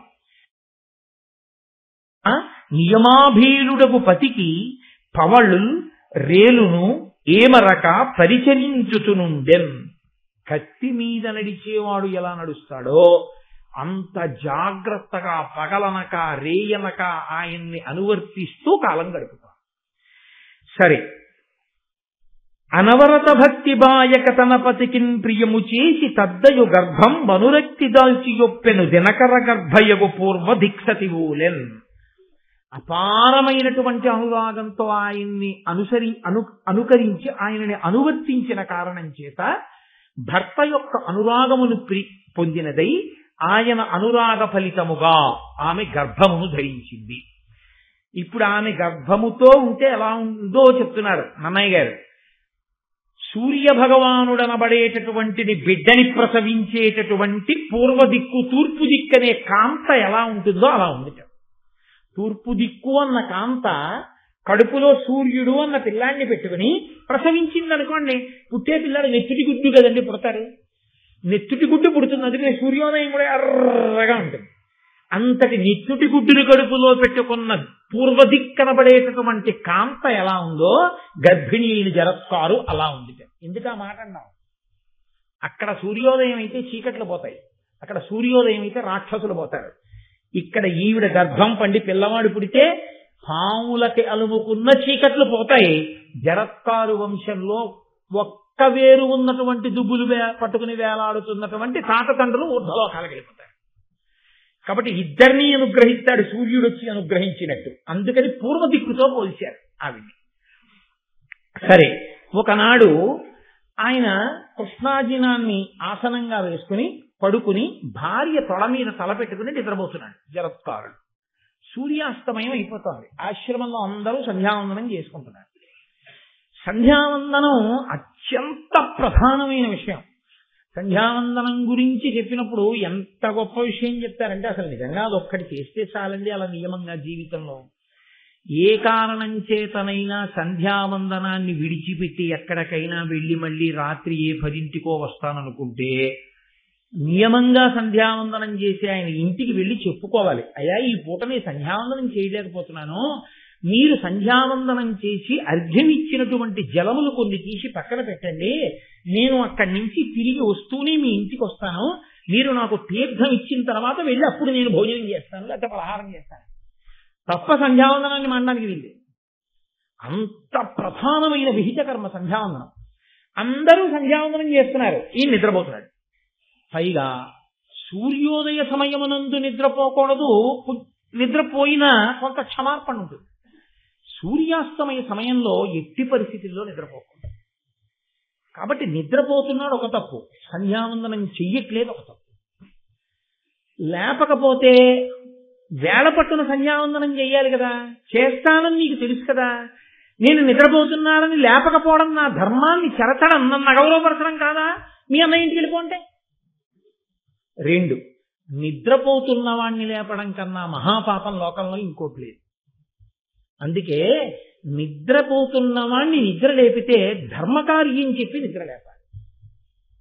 ఏదో ధార్మికమైనటువంటిది ఏదో చెప్పాలి, చెప్పి నిద్ర లేపాలి. ఏది ధర్మం చెప్పకుండా నిద్ర లేపితే మహాపాపాన్ని తీసుకెళ్లి నిద్ర లేపిన వాడి ఖాతాలో వేస్తారు. ఒరే లేచి చదువుకోని లేపకూడదు. ఒరే తెల్లవారే ముందు లేచి ఈశ్వరుడికి నమస్కారం చెయ్యాలి కదరా. సూర్యోదయం అయ్యేటటువంటి కాలం బ్రాహ్మీ ముహూర్తం దగ్గరకు వచ్చింది, లేచి ఈశ్వరుడికి నమస్కారం చెయ్యి అనాలి. వాడు ఈశ్వరుడికి నమస్కారం చేయడానికి లేచిన తర్వాత ఇప్పుడు కూర్చొని చదువుకోవాలి. అంతే తప్ప ఏ కారణము లేకుండా నిద్ర లేపకూడదు. ఏదో కారణం సినిమా టికెట్ రావాలి కొంచెం లేపకూడదు. ధర్మకార్యమునకు మాత్రమే నిద్ర లేపాలి. ధర్మకార్యమనగా దైవ కార్యమునకే నిద్ర లేపాలి. అందుకే కౌసల్యా సుప్రజా రామ పూర్వా సంధ్యా ప్రవర్తతే ఉత్తిష్టరవశార్థూల కర్తవ్యం దైవమాన్నికం. రాముణ్ణి లేపితే ఎందుకు లేవాలో కారణం చెప్పి లేపాడు విశ్వామిత్రుడు. ఈశ్వరుడు పడుకున్నాడని తెలిసిన కాబట్టి కారణం చెప్పాలి. సంధ్యావందనానికి లేపాలి ఇప్పుడు నేను ఇన్ని. కాబట్టి ధర్మలోపం జరగదు, లేపితే తప్పు కాదు. కానీ నేను నిద్రపోతుంటే ఎందుకు లేపాలని కోప్పడితే సరే, నేను నిద్రపోతుంటే ఎందుకు లేపావని కోప్పడినా పర్వాలేదు నాకు, ఎందుకని ఆయన ధర్మం నిలబెట్టిందని అయ్యాను కాబట్టి నిద్ర లేపేస్తాను అని ఆయన నిద్ర లేపి ఆశ్రమంలో అందరూ సంధ్యావందనం చేసుకుంటున్నారయా, నువ్వు కూడా సంధ్యావందనం చేసుకోవాలి కదా, లేవండి నిద్ర అందావిడ. అంటే ఆయన వెంటనే దిగ్గున నిద్ర లేచారు. అంటే ప్రతి చిన్న విషయాన్ని ఎందుకు చూపిస్తారో తెలుసా అండి? ధర్మము ఎంత గొప్పదో చూపించడం కోసం. అసలు ఇంట్లో అలా నిద్ర లేపడం అన్నది ఒక్కటి అలవాటైతే ఇల్లంతా బాగుంటుంది. భార్య భర్తని లేపినా, భర్త భార్యని నిద్ర లేపినా ధర్మం చెప్పి నిద్ర లేపాలి. కాబట్టి ఇప్పుడు ఆయన లేచన్నాడు, దేనికి లేపావు? నిద్రపోతున్నవాణ్ణి లేపడం తప్పని నీకు తెలీదా? నా పట్ల అగౌరవం కాదా అన్నాడు. అంటే ఆవిడంది కాదు, ధర్మం చెడిపోతోంది, అవతల సూర్యాస్తమయం అవుతోంది, సంధ్యావందనం చెయ్యాలి మీరు, కాబట్టి మరి నేను నిద్ర లేపకపోతే మీ ధర్మం పాడవుతుంది, మీ ధర్మం పాడవకూడదు కాబట్టి నిద్ర లేపాను, ఇందులో అగౌరవం ఎక్కడుంది? ఆయన ఏమన్నాడో తెలుసా అండి? ఇనుడస్తమింపబోయిన అనగా బోధింపవలనప్పుడు నా మేల్కనునంతకు నుండక ఇనుడొనరగా అష్టాత్రికేగ నోడడే చెప్పుమా. ఏమన్నావు? నేను నిద్రపోతుండగా నేను లేచి సంధ్యావందనం చెయ్యక ముందు సూర్యుడు అస్తమించడమే. ఎంత ధైర్యం సూర్యుడికి! జరత్కారుడు నిద్రపోతున్నాడు, నేను కానీ అస్తమించానా ఆయనకి ధర్మలోపం వస్తుంది. కాబట్టి జరత్కారుడు నిద్రలేచే వరకు నేను అస్తమించని సూర్యుడు ఉండిపోతాడంతే. నా తపో ప్రభావం అటువంటిది, నా శక్తి అటువంటిది. నేను నిద్రలేచే వరకు సూర్యుడు అస్తమించాడు. నా గురించి సూర్యుడు అంత భయపడతాడు. సూర్యుడు నా యొక్క శక్తిని అంతగా లెక్క కట్టినవాడు.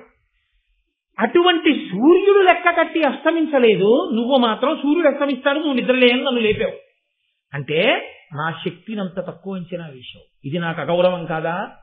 కాబట్టి నువ్వు మీ అన్న ఇంటికి వెళ్ళిపో, నేను ఆశ్రమానికి వెళ్ళిపోతున్నాను.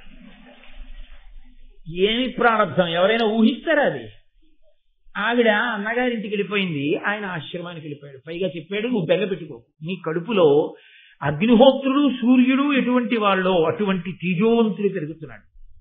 ఆ బిడ్డడు చాలు మన జన్మ తరించి. అంటే వాళ్ళ జీవితాలు అలా ఉండేవండోయ్. ఒక్కొక్కరు వివాహం చేసుకుంటే అసలు కామదృష్టి లేదన్న స్త్రీనే చేసుకున్నారు. హనుమ చేసుకున్నారు సువర్చనం. అందుకే ఆమెకి కామదృష్టి లేదు, ఆయనకి కామదృష్టి లేదు. ఇద్దరు అలా ఉండి తరించారు. వాళ్ళు తరించారంటే వాళ్ళ స్థితి వేరు, ఒకరితో ఒకరికి పోలికుండదు. కాబట్టి బ్రహ్మచర్యంలో సన్నిహించిన శంకరాచార్యులు వారికి బ్రహ్మచర్యము సంసారము ఇలాంటివన్నీ చెప్పచ్చా అంటే చెప్పకూడదు, ఎందుకంటే ఆయన సన్నిహించారు. కాబట్టి ఇప్పుడు ఆవిడ అన్నగారు వాసుకి దగ్గరికి వెళ్ళిపోయింది, ఆయనేమో ఆశ్రమంలో తపస్సు చేసుకోవడానికి వెళ్ళిపోయాడు. అదొక గొప్ప సంతోషంతో గొప్ప తృప్తితో ఉండేవారు. చాలు మహాతేజోవంతుని యొక్క కుమారునకు నేను తల్లినయ్యాను, నా జన్మ సార్థకత పొందిందని తృప్తి పొందించేవారు వాళ్ళ రోజుల్లో. అంతకన్నా ఇంకా వాళ్ళకి కామోపభోగం మీద దృష్టి ఉండేది కాదు. కాబట్టి ఆయన తపస్సు చేసుకోవడానికి వెళ్ళిపోయాడు. వెళ్ళిపోయిన తరువాత ఆ పూర్ణతేజుడు అపగత పాపుడు అపాకృత భవాను బంధుడు నిజ మాతా పితృపక్ష ప్రబల భయాపహుడు ఆస్తికుడు ఉదితుడై పెరిగే ప్రభం. ఆ పిల్లవాడు ఆస్తికుడు అనబడేటటువంటి పేరుంచబడిన పిల్లవాడు ఆ జరత్కారు యొక్క గర్భంలో నుండి పుట్టాడు. ఆయన పూర్ణమైనటువంటి తేజస్సు కలిగినటువంటి వాడు, అసలు పాపము తనకి అంటనివాడు, భవబంధములకు చిక్కనివాడు. పుడుతూనే అటు తల్లి వైపు వాళ్ళని ఇటు తండ్రి వైపు వాళ్ళని కూడా తరింపచేసినవాడు. ఎందుకని? ఇప్పుడు జరత్కారుడికి పిల్లలు పుట్టారు కాబట్టి ఆ ఒంటి వేరు పట్టుకుని విరానాడుతున్న వాళ్ళు ఊర్ధ్వలోకానికి వెళ్ళిపోయారు. ఇటు జరత్కారువుకి పిల్లాడు పుట్టాడు కాబట్టి ఈయన వలన సర్పయాగంలో పడిపోయేటటువంటి పాములైన మేనమామలందరూ బతుకుతారు. కాబట్టి పుట్టడంతోనే అసలు ఏ తపస్సు చెయ్యకుండానే ఇరువంశాలను ఉద్ధరించినటువంటి మహాపురుషుడు ఆస్తికుడు. ఆయన చవనసుతుడైన ప్రమతితో చదివే సకల వేదాంగంబులు నిజ విమల బుద్ధి విరిగే సకల శాస్త్రంబుల ఎల్లయందు అధిక సాత్వికుడాస్తికుడు అనగజనులు. ఆయన శవనుని యొక్క కుమారుడైనటువంటి ప్రమతి దగ్గర విద్యాభ్యాసం అంతా చేశాడు. ఎందుకు వచ్చింది ఈ మాట? ఇక్కడ ఎక్కడ విడిచిపెట్టిన కథ ఇక్కడికి వచ్చి మళ్ళీ కలుసుకుంది.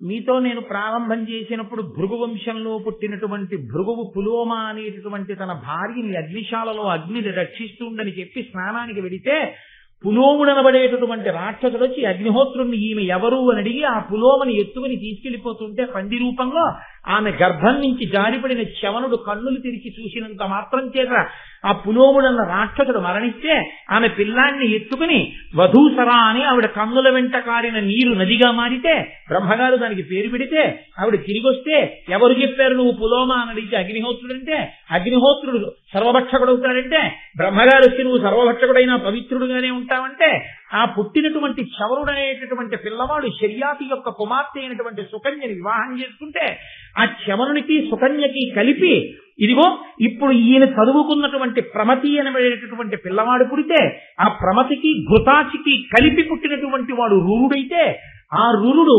విశ్వావసువు మేనక కలిసినప్పుడు పుట్టినటువంటి పిల్ల అయిన ప్రమద్వర స్థూలకేశుడు అనేటటువంటి ముని ఆశ్రమంలో పెరుగుతున్నప్పుడు ఆమెని పాము కరిస్తే పెళ్లి చేసుకుందాం అనుకున్నప్పుడు ఆయన తన తపస్సు ధారపోస్తానంటే దేవదూత వచ్చి మాట్లాడితే కణాయుద్ధంలో సగభాగం ఇస్తే ప్రమద్దర బతికితే ప్రమద్దరని పెళ్లి చేసుకున్న రురుడు పాముల మీద కోపం వచ్చి కనపడిన పాముల్ని కర్ర పెట్టి కొడుతుంటే ఒక పొదలో డుండుబమనేటటువంటి ఒక వృద్ధ పాము కనపడితే ఆ విషం లేని పాము పైకి లేచి నేను సహస్రపాదుడనేటటువంటి మునిని ఖగముడు అనబడేటటువంటి నా స్నేహితుడి మీద గడ్డి పాముని వేయడం వల్ల ఆయనకి కోపం వచ్చి నువ్వు విషం లేని పామువై రురుడు కర్రతో కొట్టినప్పుడు నీకు శాప విమోచనం అవుతుందని అనుగ్రహిస్తే అదిగో ఆ రురుడు కర్రబట్టుకుని కనబడితే స్థూలకేశుడికి ఆ సహస్రపాదుడికి ఆ రోజున శాప విమోచనమైతే ఆయన రురుడికి ధర్మమంతా చెప్పిన తర్వాత బ్రాహ్మణ ధర్మాన్ని తెలుసుకుని ఆయన హింసా కార్యాన్ని విడిచిపెడితే అదిగో ఆ రురుణ్ణి చూసినటువంటి ఆ సహస్రపాదుడు ఆ రోజున నీ తండ్రి అయినటువంటి ప్రమతి యొక్క శిష్యుడైన ఆస్తికుడు తర్పయాగాన్ని ఆపాడు, నువ్వు పావుల్ని చంపుతావేరా అన్నాడంటే ఈ మాటలు వింటున్నటువంటి సౌతి పురాణం చెప్తున్నప్పుడు శౌనకాది మహర్షులందరూ కూడా ఎవరా ఆస్తికుడని అడిగితే వినతాకదురు ఆ కథ దగ్గర నుంచి ఇదిగో ఇవాళ ఇప్పుడు పుట్టినటువంటి ఆస్తికుడి వరకు కథ వచ్చింది. దాన్ని మీరు అలా కలుపుకోవచ్చు. కాబట్టి ఇప్పుడు ఈ ఆస్తికుడు చవనుని యొక్క కుమారుడైన ప్రమతి దగ్గర చదువుకున్నాడు. చదువుకుని విద్యాభ్యాసం చేసి సర్వశాస్త్రములను నేర్చుకున్న తర్వాత ఈయన పరమ సంతోషంగా తిరిగి పెద్దవాడయ్యాడు. ఇప్పుడు కథ మళ్ళీ ఇంకొక భాగం వైపుకు వెడుతోంది. పరీక్షిన్ మహారాజు గారి దగ్గరికి ఉదంకుడు వెళ్ళాడు. వెళ్లి సర్పయాగం చెయ్యమని తన కోపాన్ని జనమేజయుడి మనసులోకి ప్రవేశించేటట్టుగా మాట్లాడితే జనమేజయుడన్నాడు, ఈ ఉదంకుడు నా తండ్రిని తక్షకుడు కరిస్తే చనిపోయాడు అంటున్నాడు, నా తండ్రి ఎలా మరణించాడో ఒకసారి చెప్పండి అన్నాడు మంత్రుల్ని. అంటే ఆ మంత్రులు లేచి పరీక్షితుతో అన్నారు, అభిమన్యునకు విరాటాత్మజయైన ఉత్తరకును పుట్టిన ధర్మమూర్తి కౌరవాన్వయ పరీక్షయమున ఉదయించి ప్రథం పరీక్షితుడు నా బరగువాడు ధర్మార్థకామముల్ తర్పక సలుపుచు పూని భూప్రజనెల్ల పుణ్యచరిత అనగుడై రక్షించి 67 రాజ్యంబు చేసిన రాజ వృషభుడు అధిక ధర్మమార్గుడైన నీ ఎట్టి సత్వత్రు బడసియున్న పుణ్యుడు అన్యనాథ మకుట మణిగణ ప్రభారంజిత పాద పంకజుండు భరతనిభుడు. నీ తండ్రి అయినటువంటి పరీక్షిత్తు ఉత్తర విరాట్రాజు యొక్క కుమార్తె అయినటువంటి ఉత్తరని అభిమన్యుడు వివాహం చేసుకున్నప్పుడు అభిమన్యుడికి ఉత్తరకి పుట్టినవాడు నీ తండ్రి అయిన పరీక్షిత్. ఆ పరీక్షిత్తు నీ తాత అయినటువంటి అర్జునుడితో సమానం. ఎందుకని? ఈ పరీక్షిత్ ఇప్పుడు వింటున్నటువంటి జనమేజయుని యొక్క తండ్రి పరీక్షిత్, పరీక్షిత్ యొక్క తండ్రి అభిమన్యుడు, అభిమన్యుని యొక్క తండ్రి అర్జునుడు, అర్జునుని యొక్క తండ్రి పాండురాజు. వంశంలో పోలికలు వస్తాయనడానికి పోలిక ఏమిటో తెలుసా అండి? ఎక్కడో ముత్తాత పాండురాజుకి వేటంటే ఇష్టం, అదే పోలిక ఇప్పుడు వచ్చింది పరీక్షిత్కి. ఆ వేట కోసమే వెళ్ళి అదిగో ఆ శమీకుడనబడేటటువంటి ఋషి యొక్క మెడలో చచ్చిపోయిన పామునిచ్చాడు. వంశంలో ఉన్న పోలికలు పిల్లలకు వస్తాయంటే అది అందుకే వంశంలో 7 తరాలు అటు ఇటు చూసి పిల్లనిస్తారు, లేకపోతే అట్లాంటి అఘాయిత్యం వాళ్ళు ఇక్కడ పుడితే అందుకని. కాబట్టి అదిగో అభిమన్యుడికి విరాట రాజపుత్రి అయినటువంటి ఉత్తరకి పుట్టినటువంటి ధర్మమూర్తి నీ తండ్రి కౌరవాన్వయ పరిక్షయమునను దయించి పరీక్షితుడు నా బరగువాడు. ఆయన కురువంశం, కురువంశంలో ఉన్నటువంటి వాళ్లే పాండవులు కూడా, కాబట్టి కౌరవులే. కాబట్టి అదిగో ఆ కౌరవులు అంటే పాండవుల యొక్క సంతతి అంతా కూడా నశించిపోయి అభిమన్యుడు కూడా మరణించి ఉప పాండవులు కూడా మరణించిన తరువాత ఇంకా పాండవుల యొక్క వంశాంకురము ఉత్తరాగర్భమునందు మిగిలిపోయిన ఒక్క పరీక్షితే ఉన్నప్పుడు ఆ ఒక్క పిల్లవాడు కూడా బతకకూడదని పిండం మీదకి బ్రహ్మశిరోనామకాస్త్రాన్ని అశ్వత్థామ ప్రయోగిస్తే ఆమె కృష్ణుడి పాదములు పట్టుకుని ప్రార్థన చేస్తే ఇక్కడ బయట రథం దగ్గర నిలబడిన కృష్ణుడు ఉత్తరాగర్భంలోకి ప్రవేశించి ఆ బ్రహ్మశిరోనామకాస్త్రానికి పిండానికి మధ్యలో నిలబడి ఘోర రూపంతో బ్రహ్మాస్త్రాన్ని సాత్విక రూపంతో పిండాన్ని చూసి బ్రహ్మాస్త్రాన్ని తనలో కలుపుకుని పిల్లాన్ని రక్షిస్తే ఆయన పరీక్షగా విష్ణువుని చూసి పుట్టిన తరువాత కూడా తాత అయిన ధర్మరాజు తొడ మీద కూర్చుని సభలో ఉన్న వాళ్ళందరినీ నేను మా అమ్మ కడుపులో ఉన్నప్పుడు శంఖ చక్ర కథా పద్మములను పట్టుకుని నన్ను రక్షించిన మహానుభావుడు ఎక్కడున్నాడా అని ఇలా పట్టి పట్టి చూస్తుంటే ఆయన్ని దేవరాతుడు అని పేరున్నా కూడా ప్రజలందరూ పరీక్షగా చూస్తాడని పరీక్షిత్ అని పిలిచారు. కాబట్టి కురువంశానికి మిగిలిన ఏకైక నలుసు నువ్వు. ధర్మార్థకామములు తప్పక సలుపుచు పూని భూప్రజనెల్ల పుణ్యచరిత అనఘుడై రక్షించి 67 రాజ్యంబు చేసిన రాజవృషభుడు. నీ తండ్రి 60 సంవత్సరములు ధర్మార్థ కామములు తప్పకుండా రాజ్యం చేసినటువంటి మహానుభావుడు. అటువంటి వాడు నీ వంటి సత్పుత్రుణ్ణి కన్నాడు. మీ నాన్న సింహాసనం మీద కూర్చొని పాదపీఠం మీద పాదం పెడితే అన్య దేశముల నుంచి వచ్చినటువంటి రాజుల యొక్క కిరీటములు నీ తండ్రి పాదముల దగ్గర ఉంచి నమస్కరిస్తే వాళ్ళ కిరీటములలో ఉన్న మణుల కాంతులు మీ తండ్రి పాదములకు నీరాజనములు పట్టేవి. అంత కీర్తి వహించినటువంటి మహానుభావుడు.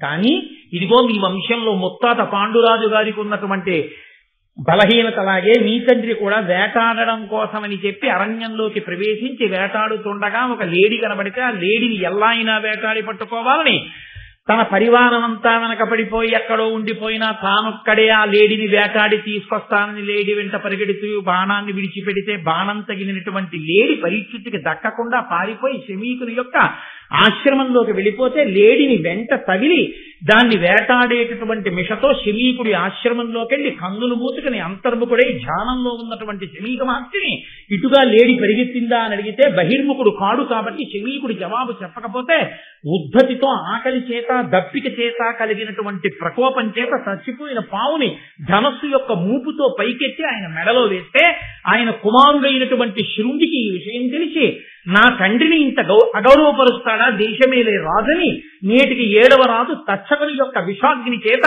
నా తండ్రి మూపుదవనందు మృత సర్పాన్ని వేసినటువంటి పరీక్షిత్తు తక్షకుని అగ్నిజ్వాలల యందు కాడి బూడిదగుగాక అని శాపవాక్కు విడిచిపెట్టి తండ్రి దగ్గరికి వచ్చి అభివాదం చేసి గోత్రనామాలు చెప్పుకుని భూమి మీద పడి నమస్కరిస్తున్న సమయంలో ఆ మహానుభావుడు శమీకుడు కన్నులు విప్పి తన కొడుకైన శృంగిని చూసి ఏరా బాధగా ఉన్నామని అడిగితే నాన్నగారు మీ మూపు మీద పరీక్షిత్ మృత సర్పాన్ని వేశాడు, కోపం వచ్చి నేటికి 7వ నాడు ఆయన మరణించాలని నేను శాపవాక్కు విడిచిపెట్టాను. అదిగో ఆ మూపురం మీద పాము తీశాను, నాకు చాలా బాధ కలిగింది నాన్నగారు. ఆ పరీక్షిత్తు చేసినటువంటి దుష్కృత్యానికంటే శమీకుడు చూసి ఎంత పని చేశావురా, చంద్రవంశంలో పుట్టినవాడు, మహాపురుషుడు, రాజ్యమును ధార్మికంగా పరిపాలిస్తున్నవాడు, అందరినీ కాపాడేటటువంటి ప్రభువుని నీ యొక్క వ్యగ్రమైన వాక్కు చేత అర్ధాయుష్కుణ్ణి చేసి పడగొడుతున్నావు. దీనివల్ల లోకమంతా పాడైపోదా? కోపం అనేది రానేకూడదు, కానీ కోపం వస్తే ఎన్ని ఉపద్రవాలు వస్తాయో వినరా అని ఆ రోజున కొడుకు శృంగితో శమీకుడు అన్నాడు. క్రోధమ తపమున్ చెరసును, క్రోధమ అణిమాదులైన గుణముల బాపున్, క్రోధమ ధర్మక్రియలకు బాధయగున్, క్రోధిగా తపస్వికి తిన్నే. క్రోధము ఆవహించినటువంటి వాని యొక్క తపస్సు చెడిపోతుంది. క్రోధము వలన అణిమాది సిద్ధులు గుణములు అన్ని నశించిపోతాయి. క్రోధము ధార్మికమైనటువంటి పనులు చెయ్యనివ్వదు. క్రోధమున్నటువంటి వాడు ఇక తపస్వి ఎలా అవుతాడు? చమలేని తపసితనమును ప్రమత్తు సంపదయు ధర్మ బాహ్య ప్రభు రాజ్యము భిన్న కుంభములతో యముల భట్టుల అధ్రువంబులకు ఇవియల్లన్. క్షమలేని తపసితనమును, ఓర్పులేనటువంటి తపస్సు, అలాగే పరాకుగా ఉండకపోవడం వల్ల ఐశ్వర్యం నిలబడకపోవడం అనేటటువంటి లక్షణం. అంటే పరాకు ఉన్నటువంటి వాడికి ధనం ఉంటుంది, పరాకు లేకపోవడం అనేటటువంటి వాడికి ధనం జారిపోయినట్టు ధర్మం విడిచిపెట్టినటువంటి రాజుకి రాజ్యం ఎలా నశిస్తుందో అది తగిలిపోయిన కుండలో పోసినటువంటి నీరు కారిపోయినట్టే. క్రోధమున్న వాడికి తపస్సు ఫలించదు, ధర్మం విడిచిపెట్టిన వాడికి రాజ్యం నిలబడదు, పరాకు లేని వాడికి ఐశ్వర్యం నిలబడదు, తగిలిపోయిన కుండలో నీరు పోసిన వాడికి నీరు నిలబడదు. కాబట్టి నీకెందుకురా తపస్సు? ఇంత క్రోధం ఉన్న వాడికి నీకు తపస్సు ఫలిస్తుందా?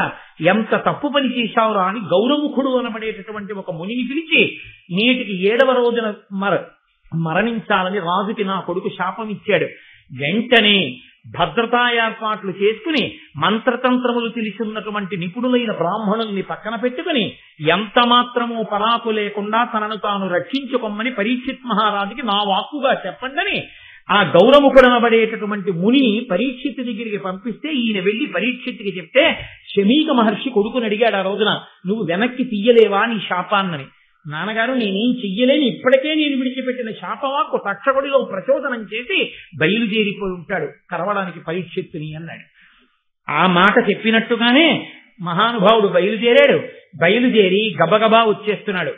వచ్చి ఇంకా పరీక్షిత్తుని కాటు వెయ్యాలి. అది 7వ రోజు. ఇంకా ఆ ఒక్క రోజు దాటిపోయిందా ఇక పరీక్షిత్తు బతికేస్తాడు. కాబట్టి ఆయన ఒక పెద్ద ఒంటి స్తంభపు మేడ కట్టుకుని మంత్రతంత్రములు తెలుసున్న వాళ్ళందరినీ పక్కన పెట్టుకుని సకలోర్వీషుడు అతి ప్రయత్నపరుడై సర్వక్రియా దక్ష తక్షకోటుల్ పనిచేయగా ఘనతరైక స్తంభహర్మ్యంబు తక్షక భీతిని రచయించి పంచి దృఢరక్షం దానిలో నుండి బాయక రాత్రిన్ దివ జాగరూక హిత భృత్యామాచ్య వర్గంబుతోన్. ఆయన బోలెడంత మంది వడ్రంగుల్ని కార్మికుల్ని పిలిచి ఒంటి స్తంభపు మేడ కట్టించుకుని అందులో తన యొక్క భృత్యుల్ని మంత్రుల్ని చుట్టూ పెట్టుకుని విషాన్ని విరగొట్టగలిగినటువంటి మంత్రాలు తెలుసున్న వాళ్ళని తంత్ర నిపుణుల్ని సిద్ధంగా పెట్టుకుని అందులోనే ఉంటూ 7 రోజులు అయ్యే వరకు నేను కిందకి దిగిరానని ఆ ఒంటి స్తంభపు మేడలో కూర్చున్నాడు. కూర్చునుండగా 7వ రోజు వచ్చింది. బయలుదేరాడు. ఎవరు? తక్షకుడు. ఆయన్ని కరుస్తాను. ఈలోగా బ్రహ్మగారు ఏం చేశారంటే, ఈ లోకంలో పాములు ఎవరిని పడితే వాళ్ళని కరిచేస్తున్నాయి, కరిస్తే పాపం చనిపోతున్నారు. పాము కరిస్తే చనిపోకుండా బ్రతికి ఉండడానికి నేను కశ్యపుడు అనేటటువంటి ఋషికి పాము యొక్క విషాన్ని విరగొట్టగలిగినటువంటి మంత్రాన్ని ఉపదేశం చేస్తానని సాక్షాత్తుగా చతుర్ముఖ బ్రహ్మగారే కశ్యప మహర్షిగా ఉపదేశం చేశారు. ఆ కశ్యప మహర్షి ఎంత గొప్పవాడంటే, ఆయన నేను బయలుదేరి వెళ్లి లోకాన్ని రక్షించగలిగిన ప్రజ్ఞావంతుడు కనుక పరీక్షిత్తుని తక్షకుడు కరిస్తే మరణించబోయే రాజు యొక్క శరీరంలోని విషాన్ని విరగొట్టి నేను పరీక్షిత్తుని రక్షిస్తానని కశ్యపుడు బయలుదేరాడు. ఇద్దరూ బయలుదేరారు. వృద్ధ బ్రాహ్మణ వేషంలో తక్షకుడున్నాడు, కశ్యపుడు వెళుతున్నాడు. ఇద్దరూ కలుసుకున్నారు. దారిలో కలుసుకున్న తరువాత అడిగాడు, ఏమయ్యా నువ్వెవరెక్కడికి వెడుతున్నావు అన్నాడు. అంటే కశ్యప ఋషి అన్నాడు, నేను రాజుని ఇవాళ 7వ రోజు తక్షకుడు కలుస్తాడు. కరిచినప్పుడు నేను ఆయన్ని మళ్లీ విషం పోగొట్టి బ్రతికించడానికి వెడుతున్నానన్నాడు. పిచ్చివాడా, నువ్వు ఆ కోరిక విడిచిపెట్టు. వజ్రాయుధం తగిలిన వాడు బతుకుతాడేమో, తక్షకుడు కరిచిన వాడు బతకడు. నేనే తక్షకుడిని. నేను ఒకసారి కరిస్తే బూది కుప్పగా పడిపోతాడు, మనిషి బతికుండడం కాదు. కాబట్టి నువ్వు బ్రతికించలేవన్నాడు. ఆయన అన్నాడు, బూది కుప్పగా నువ్వు చేసినా నేను బ్రతికించగలను. అయితే ఏది, ఇక్కడ పెద్ద మర్రి చెట్టు ఉంది. దాని కొమ్మలు ఎంత దూరం వ్యాపించాయో తెలియట్లా. పచ్చటి చెట్టు, నేను మొదట్లో కరుస్తాను, బూడిద కుప్పగా పడిపోతుంది, బ్రతికించి చూస్తానన్నాడు. తక్షకుడు కాటు వేశాడు. అది బూది కుప్ప కింద పడిపోయింది చెట్టు. వెంటనే ఈ కశ్యప ఋషి బ్రహ్మగారు తనకి ఉపదేశం చేసినటువంటి మంత్రాన్ని జపం చేసి ప్రయోగించాడు. వెంటనే ఆ మర్రి చెట్టు మళ్ళీ వచ్చేటప్పటికే తక్షకుడు ఆశ్చర్యపోయాడు. అయితే ఈ విషయం ఎలా తెలిసింది హస్తినాపురంలో అంటారేమో, ఒక వ్యక్తి కర్ర పుల్లలో ఏరుకుందామని అరణ్యంలోకి వచ్చి ఆ మర్రి చెట్టు మీదకి వచ్చి ఎండు పుల్లలో విరుచుకుంటున్నాడు. అకస్మాత్తుగా వీళ్ళిద్దరూ మాట్లాడుకుని తక్షకుడు కరవడంలో ఈ వ్యక్తి కూడా కాలి బూడిదైపోయి కింద పడిపోయాడు. మళ్లీ కశ్యప ఋషి మంత్రప్రభావం చేత చెట్టుతో పాటు ఆయన కూడా బతికాడు. ఆయన తర్వాత పరిగెత్తుకుంటూ హస్తినాపురానికి వెళ్ళి ఈ విషయం అంతా చెప్పాడు. వాళ్ళిద్దరూ ఇలా మాట్లాడుకున్నారు, అందువల్ల బయటకు వచ్చింది లోకంలో. కాబట్టి ఇప్పుడు తక్షకుడు అన్నాడు, నేను కాటు వెయ్యడం అనేటటువంటిది పరమ సత్యం, కాటు వేసేస్తాను. నువ్వెందుకు ఆయన్ని బతికించాలనుకుంటున్నావు?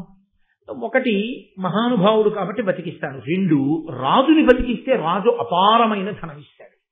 రాజు ఎంత ధనం ఇస్తాడో అంతకన్నా అధికమైన ధనం ఇస్తాను. నువ్వు బ్రతికించవద్దు, వెళ్ళిపోమన్నాడు. కశ్యప ఋషి కందులు మూసుకుని అంతర్దృష్టితో చూశాడు. రాజుకి మరణము తథ్యము అని తెలిసిపోయింది. అంటే ఒకసారి ఋషివాక్కు ఇక తప్పించుకోవడం కుదరదు. కాబట్టి ఎలాగో మరణిస్తాడు. కాబట్టి నేను ఈ డబ్బు తీసుకుని వెళ్ళిపోదామని ఆయన తక్షకుడు ఇచ్చినటువంటి డబ్బు పెట్టుకుని కశ్యప ఋషి వెళ్ళిపోయాడు. ఇప్పుడు ఈయన కోటలోకి ప్రవేశించాలి, ఒంటి స్తంభపు మేడలోకి. తన సోదరులైనటువంటి పావుల్ని కొంతమందిని పిలిచి, మీరు బ్రాహ్మణ కుమారుల వేషం వేసుకుని ఋగ్వేద యజుర్వేద మంత్రాలు చెప్తూ వెళ్ళండి, కొన్ని పువ్వులు పళ్ళు పట్టుకెళ్ళి ప్రసాదం రాజానికి రక్షగా ఇస్తున్నామని ఇవ్వండి. వేదం చదువుకుంటున్న బ్రాహ్మణ కుమారుల్ని చూస్తే రాజు కాదన్నాడు, తీసుకుంటాడన్నాడు. అంటే వాళ్ళు అలాగే వెళ్ళారు. వెడితే రాజు పాపం ప్రసాదం కదా అని పుచ్చుకున్నాడు. పుచ్చుకుని ఆయన ఆ పళ్ళు తన చుట్టూ ఉన్న మంత్రులకి ఇస్తున్నాడు. ఇస్తూ చాలా ధైర్యంగా ఆయన ఆ మంత్రులతో ఒక మాట అన్నాడు, సూర్యులనున్న మంత్రులను చుట్టములన్ కడుకూర్చు మిత్రులన్ సరబలండు చూచి మునిశాపది నంబులు ఒవుదించే అంభోరుహమిత్రుడస్తగిరి పొందెడునంచొగి తత్ఫలామలు వారలకెల్లబెట్టి అనవద్యుడు తనొక పండు చెచ్చరా. అదిగో సూర్యాస్తమయం అయిపోతోంది, పశ్చిమ దిక్కున గురికిపోతున్నాడు సూర్యుడు. 7వ రోజు అయిపోయింది కాబట్టి ఇంక శాపం మన నుంచి మీరు బతికేసినట్టే.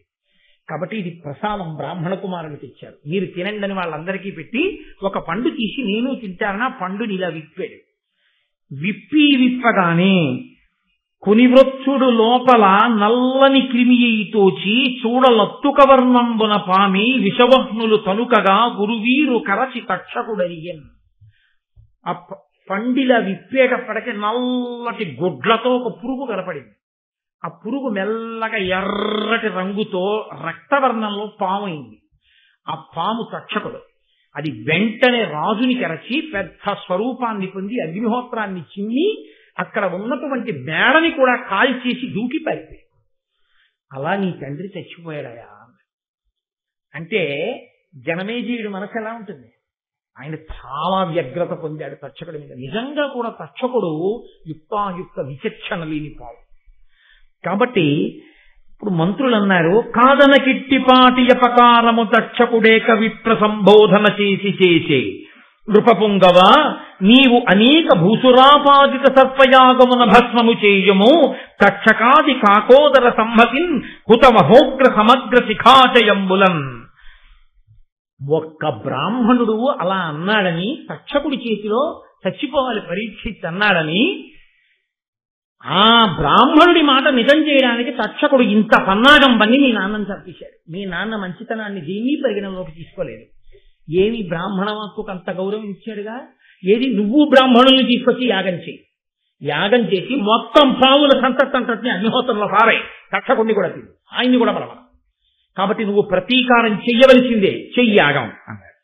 అనగానే ఆయన అన్నాడు, అయితే యాగశాల నిర్మాణం చెయ్యండి, ఋత్విక్కుల్ని పిలవండి, నేను యాగ దీక్ష తీసుకుంటున్నాను అన్నాడు. దీక్ష అన్న మాట యాగమునకే అనువర్తిస్తుంది కాబట్టి నేను దీక్షితుడిని అవుతున్నానన్నాడు. యాగశాల నిర్మాణం చేశారు. యాగశాల నిర్మాణం చేసినా ఇల్లు కట్టినా వాస్తు అన్నదానికి దాని యొక్క ప్రభావం దానికి ఉంటుంది అని శాస్త్రం చెప్తాం. ఎవరు ఏ మాటలు చెప్పినా మనం శాస్త్రాన్ని నమ్మిన వాళ్ళం అయినప్పుడు మనం అలాగే మాట్లాడవలసి ఉంటుంది, మనం అలాగే పాటించవలసి ఉంటుంది. కాబట్టి అందులో ఒక పౌరాణికుడు, ఒక మహానుభావుడు, శాస్త్రములు తెలుసున్నవాడు వచ్చి జనమేజయుడితో అన్నాడు, అనగా ఈ యజ్ఞము విధి సనాధరుత్తి ప్రయోగ సంపూర్ణం వైద్యును గడచన నేరదు నడుమన యుడుగును భూసురోత్తమ నిమిత్తమునన్. ఈ యాగశాల నిర్మాణంలో దోషం ఉంది. యాగశాల నిర్మాణంలో దోషం ఉన్న కారణం చేత ఎంత గొప్ప బ్రాహ్మణుల్ని నువ్వు తీసుకొచ్చినా, ఎంత గొప్ప యజ్ఞ సంభారాలు నువ్వు తీసుకొచ్చినా ఈ యాగం మధ్యలో ఒక బ్రాహ్మణుడి వల్ల ఆగిపోతుంది. జనమేజయుడు లక్ష్య పెట్టలేదు. లక్ష్య పెట్టకుండా ఆయన ఆ యాగం చెయ్యడం కోసం అని చెప్పేసి సిద్ధపడ్డాడు. జనమేజయుడి యొక్క భార్య కాశీరాజు యొక్క కుమార్తె అయిన వపుష్టమ. ఆ వపుష్టమతో కలిసి భార్య లేనివాడు యాగం చేయడానికి అర్హుడు కాడు. కాబట్టి భార్యాసహితుడై యజ్ఞదీక్షితుడై ఆ సర్పయాగం చెయ్యడానికి కూర్చున్నాడు. బ్రాహ్మణులందరూ కూర్చున్నారు. ఒక్కొక్క పాము పేరు పిలుస్తున్నారు. పిలిస్తే వచ్చి అతి వేదాకుల చిత్తులై పడి రుదాప్తాసీ విషాగ్నుల్ సితాసిత పీతారుణ వర్ణదేహులు నవాశ్రుగ్రక్త నేత్రుల్ మహోన్నతులేక త్రిక పంచ సప్త నవ నానామస్తకుల్ పల్వురు ఉద్ధత నాగేంద్రులు బ్రహ్మదండ హతి ఆర్తధ్వానులైవ శిలోన్.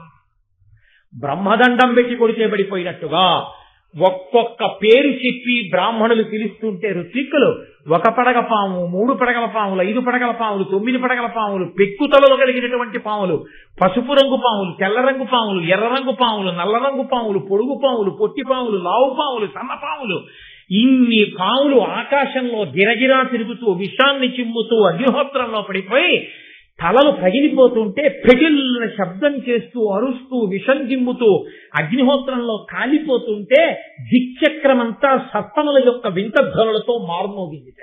అలా అందరూ చిత్ర విచిత్రంగా ఇదేమి యాగమని చూస్తుండగా ఆకాశంలోంచి రంగురంగుల పాములు, అనేక తలల పాములు వచ్చి ఆ యాగంలో పడిపోయి అగ్నిహోత్రంలో కాలిపోతున్నాయి. తక్షకుడు భయపడిపోయి తక్షకుడతి భీతుండై ఈ క్షణమున అరిగే సురగణాధిప నన్ను రక్షింపమయనుచు ఆ పురందరు కడకు. తక్షకుడు భయపడిపోయి, దేవేంద్రుడు ఆయనకి స్నేహితుడు, వెళ్ళి రక్షించు రక్షించు రక్షించు అని ఇంద్రుడి తాట దాక్కున్నాడు.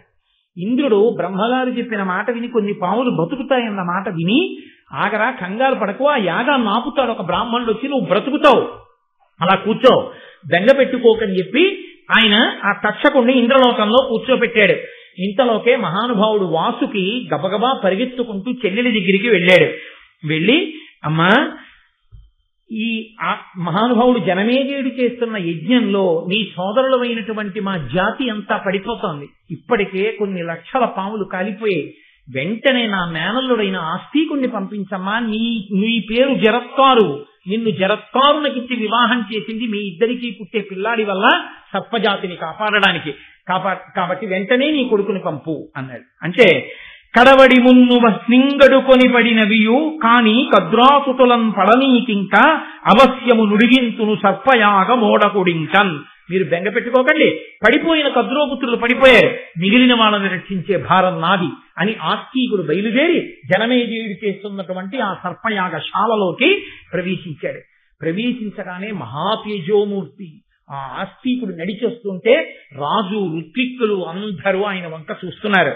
ఆయన అన్నాడు, రజనీనాథ కులైక భూషణుడవై రాజర్షివై ధారుణీ ప్రజనెల్లం దయతోడ ధర్మచరితం బాలించుతున్ దుంటి ధర్మజు నాభాగు భగీరథున్ దశరథున్ మాంధాతృ రామున్ రఘున్ విజయున్ పోలితి సద్గుణంబుల జగద్విఖ్యాత పరీక్షిత. మహానుభావ పరీక్షిత్తు, నీవు రజనీనాథ కులైక భూషణుడవై రాజర్షివై చంద్రవంశంలో పుట్టినటువంటి గొప్ప రాజువై రాజర్షివై ప్రజలందరినీ దయతో ధర్మంతో పరిపాలన చేస్తూ ఆనాడు ధర్మరాజు నాభాగుడు భగీరథుడు దశరథుడు మాంధాత రాముడు రఘుమహారాజు అర్జునుడు ఎలా పరిపాలన చేశారో అలా పరిపాలించావయ్యా. కువలయంబున వారి కోరిన కోర్కికిం తగనీవు పాండవ కులంబు వెలుంగ పుట్టి దృఢంబుగా నృపలక్ష్మితో అవని రాజ్యభరంబు దాల్చిన అంత నుండి మఖంబులంది విరిగిష్ట ధనంబులిచ్చుట తృప్తులైరి మహాద్విజుల్. నాయన, ఈ భూమండలానికి అంతటికి నువ్వు చక్రవర్తి అయిన తరువాత నీ రాజ్య పరిపాలనలో నువ్వు అనేకమైన యజ్ఞయాగాది క్రతువులు చేస్తూ ఋత్విక్కుల్ని పిలిచి నువ్వు ఇచ్చినటువంటి సంభావనల చేత, ఆ యజ్ఞ దీక్షితులైనటువంటి ఋత్విక్కులకి నువ్వు ఇచ్చినటువంటి దక్షిణల చేత బ్రాహ్మణులందరూ ఎంతో తృప్తి పొంది ఉన్నారు. ఈ స్తోత్రం చెయ్యడంలో ఒక రహస్యం ఉంది, దాని చివర మీకు దాన్ని చెప్తాను. వితతమఖ ప్రయోగ విధివిత్తము ఉత్తమధీయతుల్ జగన్ముత సుమహాతపోధనులు అనుగ్రహ నిగ్రహ శక్తియుక్తులీకృతువున ఋత్వికుల్ కమలగర్భసమానులు పూర్వ దిక్పతి క్రతువున యజకోత్తముల కంటే ప్రసిద్ధులు సర్వ విద్యలను. నువ్వు ఇక్కడ నిమంత్రణం చేసినటువంటి ఋత్విక్కులున్నారే, వాళ్ళు ఆగ్రహించినా అనుగ్రహించినా ఏదైనా చెయ్యగలిగినటువంటి సమర్థులు. ఒకానొక నాడు బ్రహ్మగారు చేసినటువంటి యజ్ఞం ఉందే పూర్వదిక్కున, ఆ చేసినటువంటి యజ్ఞం కన్నా ఇవాళ నువ్వు చేస్తున్నటువంటి యజ్ఞం, ఇక్కడ కూర్చున్నటువంటి ఈ ఋత్విక్కులు గొప్పవాళ్ళయ్యా. అమ్మనుజేంద్రుడైన నలు యజ్ఞము ధర్మరాజ రాజసూయ యజ్ఞము ప్రయాగ చేసిన ప్రజాపతి యజ్ఞము పాశపాణి యజ్ఞమును కృష్ణు యజ్ఞము నిశాకరు యజ్ఞము నీ మనోజ్ఞ యజ్ఞమును ఒక్క రూప విలసన్ మహిమం కురువంశవర్ధన. ఓ కురువంశవర్ధన, పరీక్షిత్తు, నువ్వు చేసినటువంటి ఈ యాగం ఎంత గొప్పదో తెలుసా? ఒకనాడు మహారాజైనటువంటి నలుడు చేసిన యజ్ఞం, ధర్మరాజు చేసిన రాజసూయాగం, ప్రయాగలో బ్రహ్మగారు చేసినటువంటి యజ్ఞం, పాశం చేతిలో పెట్టుకునేటటువంటి వరుణుడు చేసినటువంటి యజ్ఞం, కృష్ణుడు చేసినటువంటి యజ్ఞం, చంద్రుడు చేసినటువంటి యజ్ఞం, నువ్వు చేసిన యజ్ఞం, ఇవయ్యా యజ్ఞాలంటే. ఎంత గొప్ప యజ్ఞం చేశావయ్యా! అసలు యజ్ఞాలకన్నిటికీ నీ యజ్ఞం ఎందుకు గొప్పదో తెలుసా? ఒక మహానుభావుడు ఇక్కడ కూర్చున్నాడు ఈ యజ్ఞంలో. విద్వన్ముఖ్యుడు ధర్మమూర్తి త్రిజగద్విఖ్యాత తేజుండు కృష్ణ ద్వైపాయనుడే గుదించి సుత శిష్య బ్రహ్మ సంఘంబుతో సద్వద్యుండు సదస్యుడయ్యే అని శక్యంబ వర్ణింప సాక్షాత్ విష్ణుండవ నీవు భూపతులలో కౌరవ్య వంశాగ్రని. మహానుభావుడు అపారమైన విద్వత్తు కలిగిన వాడు, ధర్మమూర్తి, 3 లోకముల యందు ఖ్యాతి గడించినటువంటి వాడు, కృష్ణద్వైపాయనుడన్న పేరు కలిగినటువంటి వాడు, వేదవ్యాసుడు శిష్య ప్రశిష్యులతో వచ్చి ఈ యాగంలో కూర్చుని ఈ యజ్ఞాన్నంతటినీ పరీక్షిస్తున్నాడు, పరిశీలనం చేస్తున్నాడు. అంతటి మహానుభావుడు వచ్చి కూర్చున్నాడంటే ఈ యాగం ఎంత గొప్పదో ఇంకా వేరే చెప్పాలా నాయన? ఆర్తిహర క్రియాభిరతుడై కృత సన్నిధి అయి ప్రదక్షిణావర్త శిఖగ్రహస్తముల వహ్ని మహాద్విజ దివ్య మంత్ర నిర్వర్తిత హవ్యముల్కొనుచు వారిజ వైరికులీష నీకు సంపూర్ణ మనోరథంబులను పుణ్యఫలంబులనిచ్చుతుండెడన్. నువ్వు చేసేటటువంటి యాగాల్లో అగ్నిహోత్రుడు సంతతము నీ పక్కన కూర్చుని హవిస్సులను స్వీకరిస్తూ కుడి పక్కకి తిరిగేటటువంటి జ్వాలలు కలవాడై, అంటే శుభశకునంతో నిరంతరము నీ కోరికలను ఈడేర్చేవాడగుగాక, నీవు అంత కీర్తివంతుడవగుగాక అని ఆశీర్వచనం చేశాడు. అంటే ఇంత కీర్తి గణించిన వంశంలో పుట్టినవాడివి, ఇంత దయాళువి, ఇంత పేరు తెచ్చుకున్నవాడివి, ఇంతమంది పెద్దల్ని కూర్చోబెట్టి యాగం చేస్తున్న వాడివి, ఇంతకు ముందు నీ యాగాలు చేసిన వాడివి, ఇంత దాన ధర్మాలు చేసిన వాడివి, ఏదో నిమిత్తం లేకుండా నింద లేకుండా బొందిపోతుందా? ఏదో కారణానికి మొత్తం మీద తండ్రి పడిపోవలసి వచ్చింది, పడిపోయాడు. ఆ నింద కాకపోతే వేరో కారణానికి వెళ్ళిపోతాడు. దానికి మనసులో క్రౌర్యం పెట్టుకుని యాగం చేసుకుని నీ చరిత్రకంతటికి మచ్చపుచ్చుకుంటావా? చెయ్యవచ్చా ఇలాంటి యాగాలు? ఆంతరమైనటువంటి ప్రశ్న. వెంటనే చాలా సంతోషించి ఆయన అన్నాడు, ఆ జనమేజయుడు, మహానుభావ, నీ దివ్యమైనటువంటి తేజస్సు, నీ వాక్కులు చూస్తుంటే చాలా సంతోషంగా ఉందయా, నీకేం కావాలి చెప్పిచ్చేస్తానన్నాడు.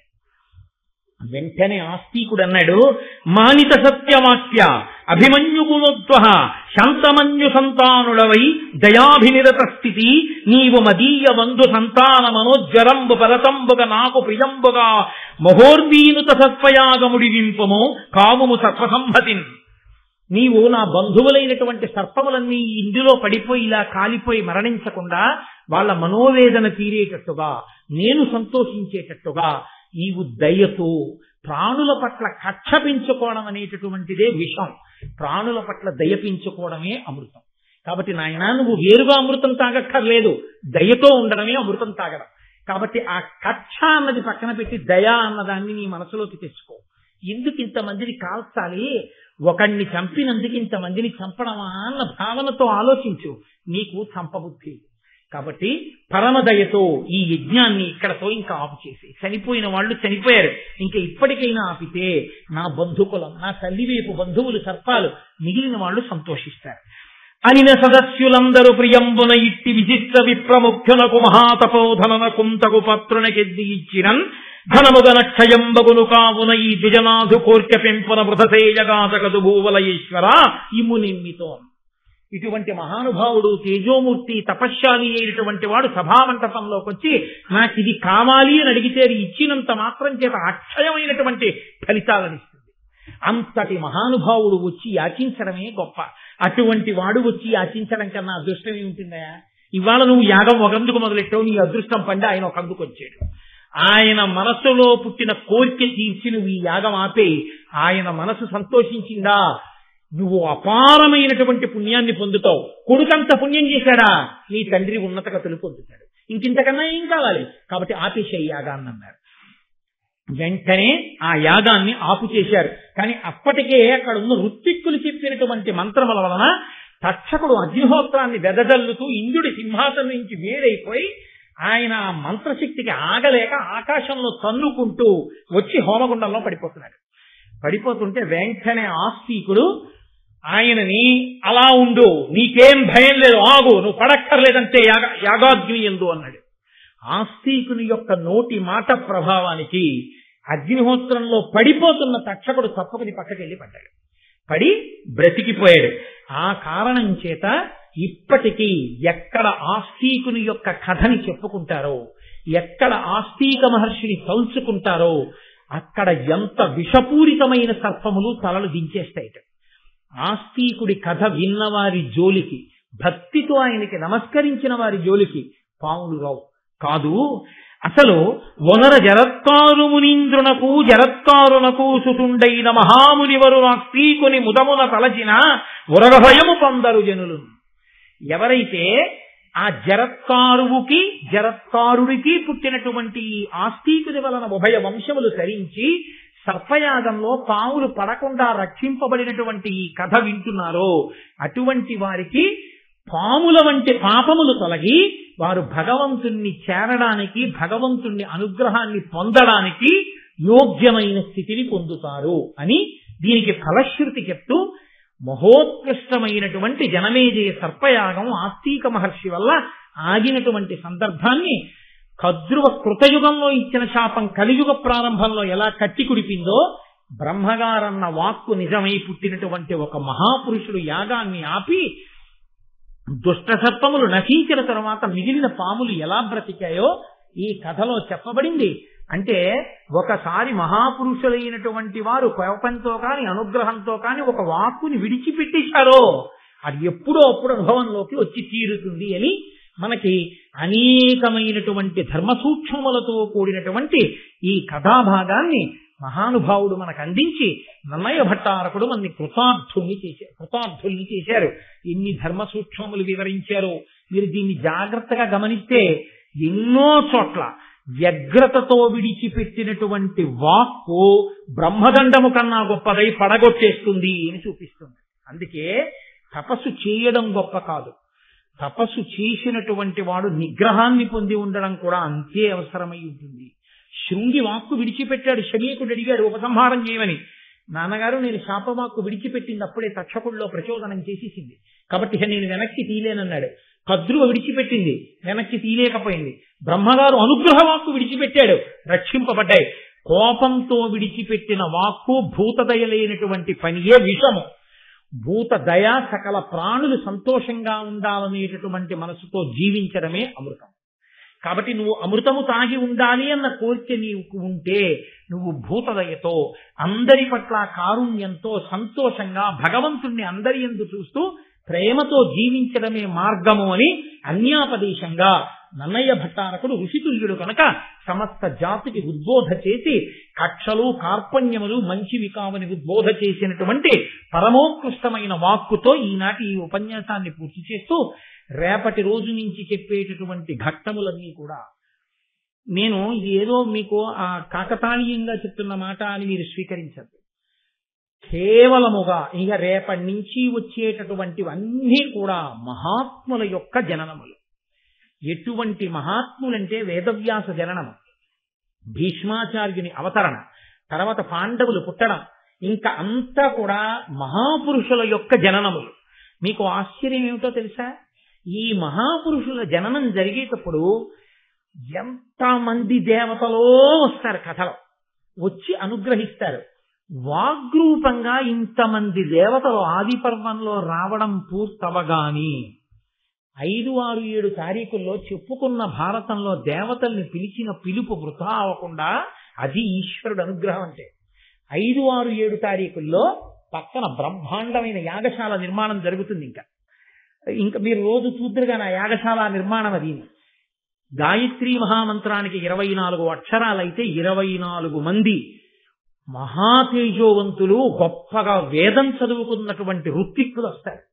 24 మంది ఋత్విక్కులు అక్కడ బ్రహ్మాండమైన యాగం చేసి దేవతలందరికీ హవిస్సులు ఇస్తారు. మనం ఆ యాగశాలకి ప్రదక్షిణం మహాభారత శ్రవణం. ఇది పూర్తయిన తర్వాత అక్కడ మంటపంలో పెట్టినటువంటి మంత్రపూరితమైన జలములతో కూడిన కలశ పట్టుకుని స్వామివారి దేవాలయం పైకెక్కి కుంభాభిషేకం చేస్తారు 7వ తారీఖు సుముహూర్తంలో. ఒక పక్క ఆదిపర్వం, ఒక పక్క సర్వోత్కృష్టమైనటువంటి కుంభాభిషేకం. 2 ఘట్టములు ఏకకాలంలో ఆదిపర్వం పూర్తవుతుంటే మహాకుంభాభిషేకంతో పూర్తవుతుంది. ఇంకా ఇంతకన్నా అదృష్టం ఎవరిని పట్టుకుంటుంది? మన అదృష్టం అయ్యప్ప స్వామి అనుగ్రహించి ఆదిపర్వం మహాభారతం ఎప్పుడు చెప్పబడుతుందో, ఎప్పుడు మహాపురుష జననం ఇక్కడ వినబడుతుందో అప్పుడు నా దేవాలయానికి కుంభాభిషేకం అన్నాడు. అందుకే ఇంతకాలం ఆగిపోయింది. ఆదిపర్వం ప్రారంభించగానే సుముహూర్తం నిర్ణయం అయిపోయింది, యాగశాల ప్రారంభం అయిపోతోంది. ఆదిపర్వం పూర్తయితే మహానుభావుడు పరమధర్మాత్ముడు, ఎవరి పేరు చెప్తే లోకం పరవశించిపోయి కరించిపోతుందో అటువంటి భీష్ముడు, ధర్మరాజు, భీముడు, అర్జునుడు, నకులుడు, సహదేవుడు, ద్రౌపదీదేవి, దుష్టజ్యుమ్నుడు, ద్రోణుడు, ఆ కృపాచార్యుడు, మహాత్ముల యొక్క జననములన్నీ ప్రారంభం అవుతాయి. ఆ ఘట్టములన్నీ ఇంకా రేపటి నుంచి ప్రారంభం. దేవయాని, కచ్చుడు, మహానుభావుడు బృహస్పతి, శుక్రాచార్యుల వారు, అసలు వాళ్ళ పేర్లు తలుచుకుంటే చాలు, వింటే చాలు. అటువంటివన్నీ రేపటి నుంచి ఆ ఘట్టాలు ప్రారంభం. కాబట్టి రేపు సాయంకాలం 6:30 మళ్ళీ తిరిగి మనం కలుసుకుందాం.